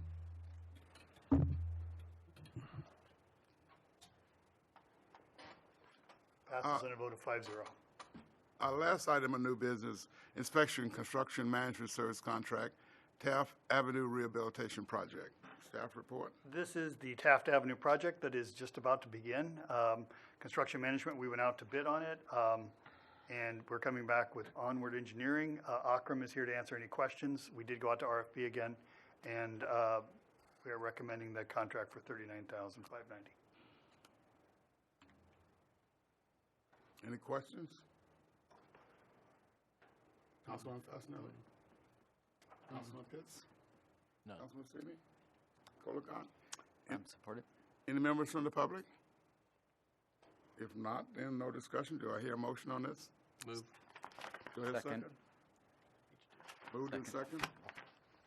Any further discussion? If not, please cast your vote.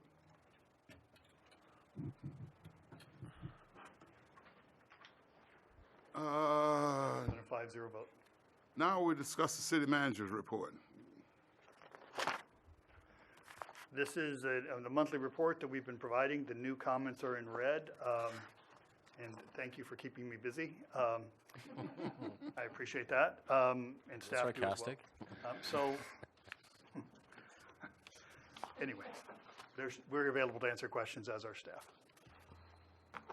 I don't know how you do it. There's a lot on here. Any other questions? I see on here that there's a new committee being recommended by Councilman Colacott for Infrastructure Committee. Can you explain to me what that is? This is, I don't want to speak for the Mayor Pro Tem, but I will just simply say that we are, it's an item that we had met with and talked about, and it's coming forward, so I would leave it to, defer to the Mayor Pro Tem. Yeah, it's basically to provide, consistent with our existing strategic plan, to provide another opportunity for our residents with civil engineering expertise to provide a citizens committee to support our staff and our city manager in professionally managing our infrastructure. Okay, well, this is going to come to council, correct? Yes, it will. Yes, it would. Okay, well, I would like to add just an update that Michelle reminded me. She always reminds me of the money items. But we did receive our first check from CJPIA for the storm damage on Loma. We received a check for $5,000. So I just wanted to let you know that work is going on, and that work had already been completed, but we received a check. So that was the only disallowed claim. Part of the claim was something I would have expected and probably disallowed ourselves. But we submitted anyway just for the help of it. So I just wanted to report on that. Okay. Along those lines too, FEMA, we have a new, Yeah, a new rep. we have a new rep that we are reporting to. We have our Category A and Category B, which is debris removal and emergency work. Those are both in review. I know we also applied to be in a pilot program, which would give us 85% of our reimbursable costs versus 75%. And we looked favorable upon that. So there's two sections that are already, I know Category A is in its second review, so that's really good. And B is in its first. So far, we haven't got any more kickbacks from that. So, I mean, granted, it's just a Kickbacks small meaning piece. Questions. Questions? Not good my when a bad. finance manager says Kickback kickbacks. to redo more work, to do more. I'm tired. So just an update. Steve, one of the concerns I have about the level of amount of work that we do, we've got such a minimal staff, making sure that we prioritize and work on things that, are important to the city, and don't let things fall through the cracks, but also not overtaxing you and your staff as well, because we have a lot of committee meetings right now that requires you and some of your staff to be here at night and things like that, work very long hours. So introduction of another committee and some other things, we just got to be cognizant of the level of effort that we're placing on you and the entire staff, and be careful about that we're not overtaxing your efforts and what you're trying to do. Well, thank you very much. I appreciate that, and that's certainly something that I will be happy to talk about with the council when the item comes forward. We can talk about the appropriateness, but I think that has to sort of gel a little bit more before it comes forward. Okay. And one last comment. I think we have a new member of the team. Did we introduce her to the I'm city? sorry. She's already seemed like she's an integral part of being here for so long. Tui Cure is our new office person here, and she is ably filling in for Kim today, who is on the East Coast on a well-deserved vacation. But Tui, you'll see her here from 12 to 5 every day, and she's handling the business licenses, the counter, the complaints, and she's learning very quickly and helping us automate and modernize what we're doing. And get a very professional office for those people come into the City Hall. Welcome. Very fortunate to have her. She Yes, has a we very are. good working experience. Her most recent was with Bank of America, right? Is that right? Right. Yes. Right. And she, to her credit, is a resident of Villa Park. And thank you very much for your help, too. You've been very helpful since you started, so thank you very much. And welcome. thank you. That's it. Okay. Mayor and council members, items. Next, we have discussed council member requested item, Colacott and Nelson, ban on texting and emailing during city council meetings. from my perspective, I don't know about from Bob, but from my perspective, this came to me because on Orange County Vector Control District I serve on, as I reported earlier, they came up with their electronic policy for trustees. And along with that policy, they had one that there would be no texting or emailing during Brown Act meetings. So I thought we came up with the same kind of electronic policy a couple of years ago, but we didn't do that. So I thought it might be a good idea if we discuss that to see if we should do that or not. Any particular reason why it wasn't implemented last time? I guess because we didn't think about it at the time. Is mine, but I did look at the League of California Cities, their publication, Open and Public, a guide for the Brown Act, and they said that communicating during meetings, use electronic technicians such as laptop, computer, tablets, smartphones, may create the perception of private communication influence the outcomes of decisions. So some state legislatures have banned the practice, and it gives a practice tip. It said a local policy on the use of laptop computers, tablets, and smartphones during Brown Act meetings may help avoid problems. Well, we're all sitting here with laptops open. No, I just- Smartphones on the desk, I mean, it's... I want to have a discussion. Do we think it's a good idea or not? Well, everything that we do up here, whether it's on our phone, if we email here, Yes. or on our phone, is subject to the Public Record Act. Am I correct? During the council meeting. I mean, if someone wanted to see, if I touched my phone and I text somebody, if someone wanted to see it, I'm up here. Am I correct? That's correct. To a certain extent, I would have to show it to you, which this would come up, if we were negotiating developers and contracts and so on, and you've got people telling us what to do. But I want to make sure everything we do up here is subject to the Public Record Act, and if someone requested it from you, they'd be able to see it. They'd be able to see that my kids got home.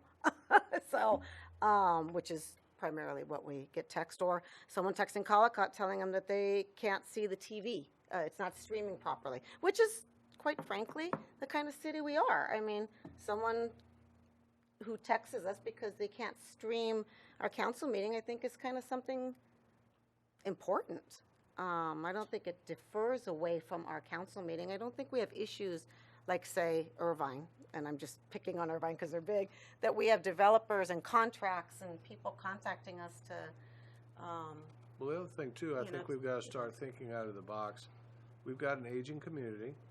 A lot of them aren't able to attend the meetings and things like that, and having electronic means for them to interact during public comment and things like that are things that we need to consider electronically to allow people to do things like that and get creative, so that we don't disallow someone from participating in the process.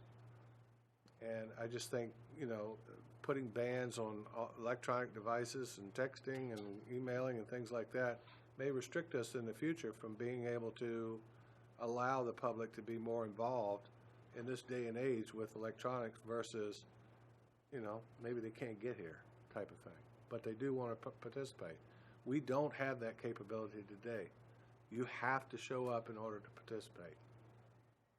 And having electronic capability to do that, whether it's Twitter, Facebook, or otherwise, would be a great way for us to help expand our meetings to the public and get them more involved, as opposed to, if they're watching television, yes, they can see what we're doing, but it's one way.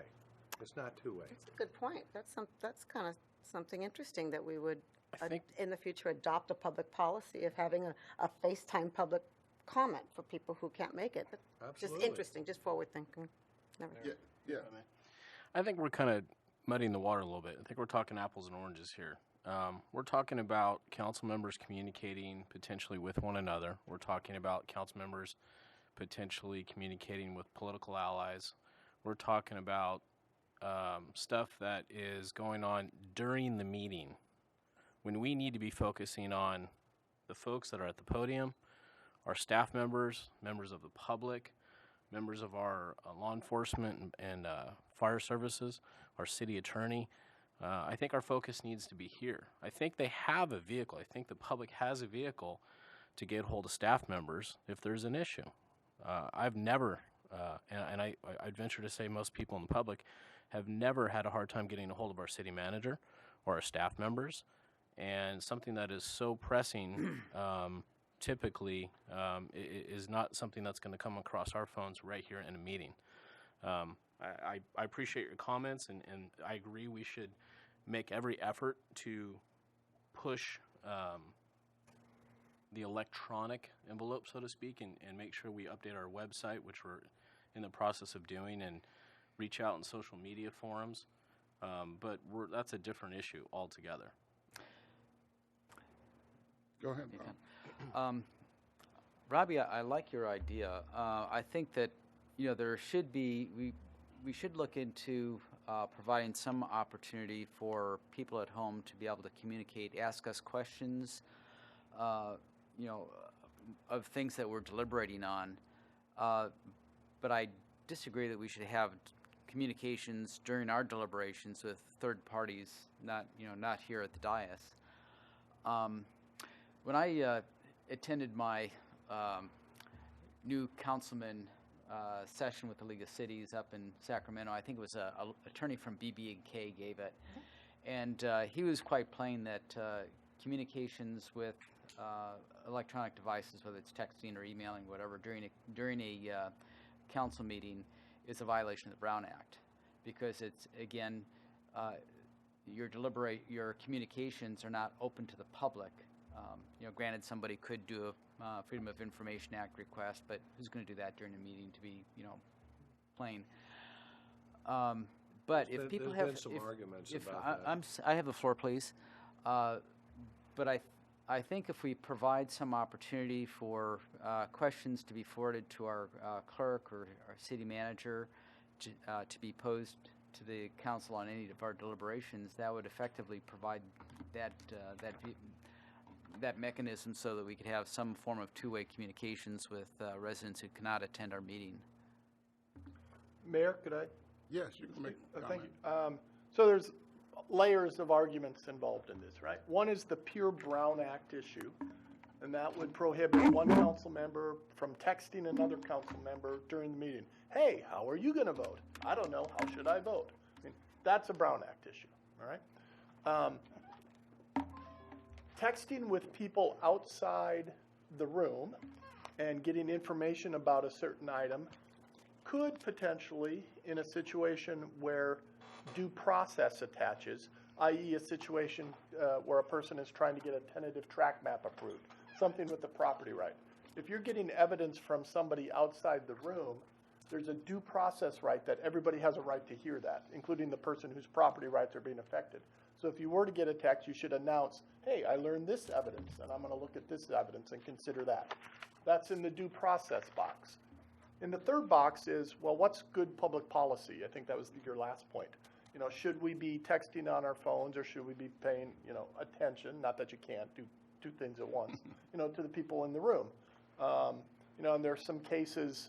There's a famous case out of Los Angeles where there was a person who was in front of the city council, and it was Hawaiian Shirt Day in the LA City Council. And nobody was paying attention to the guy, and the court said people were texting, looking up sports scores, telling each other how wonderful their Hawaiian shirts were. And the court said that's just a violation of good government. And they threw out the issue. So sort of depending upon how you craft the policy is, to deal with those different type of issues. You can go smaller, you can go bigger as a policy direction. So what's the difference, what's the difference between, for my own edification, me having a conversation with an individual outside of this room about a particular issue, and a text message coming in and saying, I think you ought to do this, that, these, or those, or think about this, or whatever? What's the difference? If it's in the context of a situation where somebody has due process rights, which is either a property right or a liberty interest. So the typical example, that's really loud, of somebody, getting improvements to their property. Right. They, when they're in front of you, are entitled to listen to, and if necessary, rebut any of the evidence. So if you were to get a text, they wouldn't have that unless you were to say, hey, I got this text. Right. And that would cure that problem. So you getting the text would not necessarily be a problem. Right. As long as you announced it and it was discussed. Right. I mean, that's my interpretation. Other attorneys say different things, but I think they're wrong. Wish you do. So Where'd you go to law school again? my history is sordid and irrelevant. Harvard. Well, I think that this council and most councils that we've had previously has given our 100% attention to the speakers and to the residents that have come here, and to our staff. And we're not back here playing Word with Friends, and at least I'm not getting texts from residents saying do this, do that, and quite frankly, if I was, I couldn't read it down here anyway. And having another policy is just silly. There's no penalty to this. Brown Act violation. I mean, if we spent more time on Villa Park City business, as much time as we talk about the Brown Act and nobody is violating a Brown Act, it's just become almost comical. We're not violating anybody's rights. We're not sitting here with our phones. Well, I mean, we may have had one or two councilmen in the past with their legs back looking at them. No, I've not noticed anybody here doing that. The only thing I've noticed is somebody's called in and said, hey, you know what, they can't watch us on TV. So I don't see the policy. If, you know, somebody's complained, great. Councilman Rossini, you alluded to people, I don't know if there was an issue, you alluded to other people calling, texting other council people. Are you texting other council people? Because I'm not. That's a hypothetical, ma'am. No. I'm just asking because to bring that up, did somebody accuse somebody at some point? No, of I've that? seen. Because I certainly haven't heard that. Mr. Mayor, if I may address that. I saw in just the previous council members on their cell phone during a meeting a number of times. Right. And candidly, I felt that was totally disrespectful. To who? To the public in attendance, to the staff members, to the people who were talking. I don't think that's appropriate. I don't think we have things that are that important that you can't push yourself away from a cell phone for a few hours, candidly. Oh, first of all, I brought this up. I think that's a great idea you came up with about if we could have some two-way communication with the public. But it has to be for everybody. It can't be two-way for individual members. That's what I was trying to get away from. I think it's a great idea, and I think that's something we'll have to explore further because it would be great if people could somehow see the meeting and call in and make comments. Technology and the way it is. Make comments about that, and I think that's something we ought to take a look at. But I thought everyone would agree that you ought to do this, but if you guys disagree, I'm willing to drop the thing. I disagree. I think we're responsible people. I saw the Orange County Vector Control did it. I looked at some other cities. They do it. The California League of Cities says good policy to do it. You know, so if you don't want good policy, No, I think okay. it's, I just didn't want to, my only concern was restricting us in any way, shape, or form so that we could take advantage of technology the way most people do today. My mother-in-law is in her 80s, and when she took on texting, she overran my plan. I mean, when she learned how to do it, she overran my plan. And trust me, I'm probably going to get a text from her any minute now because she's probably watching this. Saying, why are you bringing me up into the middle of this? But I'm just saying, I would be cautious about putting something into effect that might have future impact if we want to take advantage of things like that for our citizens because of our aging community and that kind of stuff. But I'm saying that doesn't impact that. I'm agreeing with you that we ought to have something, but my concern is with individuals communicating with other people. As long as the entire council hears what you're saying, that's fine. But I'm willing to just drop it. I thought you'd be interested in good government, but if you're not, that's all right. Well, I'm interested in good government. Okay. Smart government. We can move on to now to hear from individual council members. Information items started with Councilmember Rossini. Well, it's been a busy month. Attended a number of different events, including the picnic that Robbie alluded to. Kids had a blast. Whole family was there. Robbie definitely was soaking wet. I can attest to him getting dunked. On June 5th, attended the Community Development Public Safety Committee meeting. On June 13th, the Budget and Planning session. And then on June 20th, the Law Enforcement Advisory Committee meeting. Another wonderful month in Villa Park as far as I'm concerned. A lot of new housing out there. It's great to see folks are investing in Villa Park, investing in their homes. And I just want to touch on a comment that I heard at the budget planning meeting.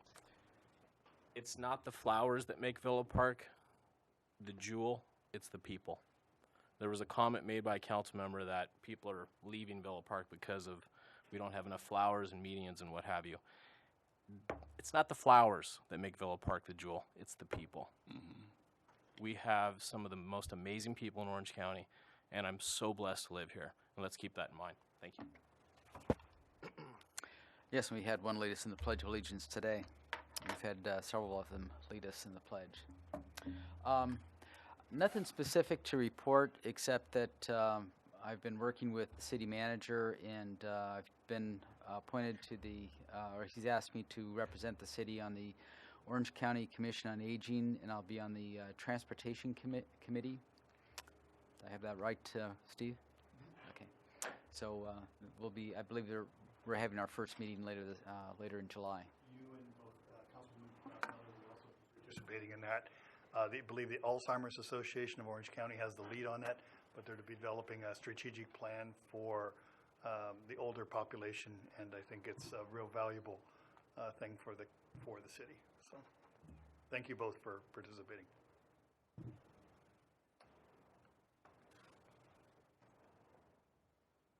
Anything else? Nothing else? No, I also attended the picnic, but I also did something with Orange County Vector Control recently. You know, you've seen these announcements about where they're doing this helicopter spraying around the area here.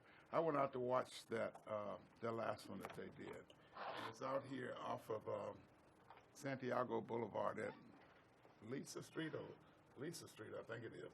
But it's out there by Villa Park Dam. That's where they went for their last spraying out there.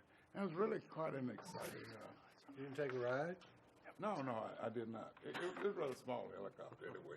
I'm not sure he had a passenger seat. But the guy flew in from San Diego. They had a group that brought out the product that they distributed, brought out by truck and brought some gasoline, and they put it out in some rows there. And the guy came right in with the helicopter and set it right down between it. And he didn't come over Villa Park this time. They didn't make it this time. They just did over the dam there. But after he does it, they have really an excellent thing that he sends back to the Vector Control District that shows exactly where he sprayed. You know, it's got some red things that shows exactly where they sprayed there, which is really neat. And after that, I went with them over to Villa Park Elementary School to see about the rodent problem. And while they did indicate that they did do the wire mesh on a lot of the openings, they also did some foam. And the vector control guy said that the rats will eat right through that foam. You know? And when he talked about skirts along the portables there were several of those that did have holes in them where they can get under there. And you could really see where there had been evidence of rats for years, because on some of the electrical things going up, where they've been going up, you could see where they'd gone up there because it was kind of greasy, how that fur is greasy. So they could have noticed a long time ago that they had rats if they had anyone had been observing. And I think somebody characterized it quite well. They seem to have a reactive type maintenance thing rather than a proactive type maintenance thing. So that was instructive to find out how they did that. We looked at all the classrooms where they had the rats and the mites and stuff. And Orange County Vector Control is on top of it. They'll make sure they do it right. Okay. It's just ironic that just a couple of years ago we had a large cat population just across the street. Oh, yeah, we did. That was the cat house there. I guess that's the reason they have rats now, because the cats are gone. They were all stuck Cats inside the gone, house, I mice will think. play. Yeah. Okay, Mr. Well, aside and apart from the picnic and getting dunked and a couple times by your son, my wife and I attended the Orange County Peace Officers Memorial Ceremony down in Irvine, and I have to say I was quite moved, and I know my wife was too, because her father was a police officer and didn't pass away in the line of duty, but he did die of an early age, and I will say it was moving to be a part of that. I'll pass this around for you all to take a look. I'd like to keep it, but it was an amazing event honoring our fallen law enforcement officers that have died in the line of duty.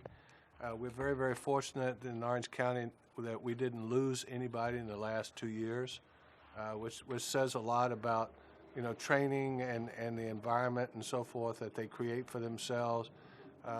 And they work in a very, very, very dangerous environment and to protect us and take care of us and that kind of thing. And just to be a part of that event, I met the sheriff, I met a lot of your leadership, had the opportunity to talk about, what you and your team have done here in Villa Park and thank them for that. But it was just a great honor for me and Elizabeth to be there. It was quite moving. It really was. That's it. Councilwoman Fasenelli? Well, the 4th is coming upon us, and you've seen the fireworks stands go up in the city. We have 2 at Villa Park High School. One goes to the schools. All the PFSOs share in that profit. One of them goes to the band, and then the Rotary is in the town center. Just a reminder, everybody have a great time. No bottle rockets, no illegal fireworks, the safe and sane ones, and have a good time doing it and buy lots of fireworks, lots of them. School is out, so the city's quiet, actually, to be honest with you. It's kind of nice. I went to Serrano Water District's board meeting, nothing to report there, and we had a distracted driving presentation by the Sheriff Department. It was attended by some new teenager driving, and we also had a doctor who was in his 80s, actually, which was kind of nice. So it was nice they brought it there. Thank you for doing that. We appreciate that. And as far as Heroes Hall, our first speaker did mention that. I don't know if Steve knows that or not, but there were 3 of us who attended the opening of that Heroes Hall, and we did participated in their first masquerade, and we joined that. So the city of Villa Park is represented well as far as that's concerned when it comes to the Heroes Halls and the veterans. And that's all I have to say. Happy 4th, everybody. Anything else? Anything else from staff? If not, then we will adjourn the meeting till July the 25th. Sorry. Thank you.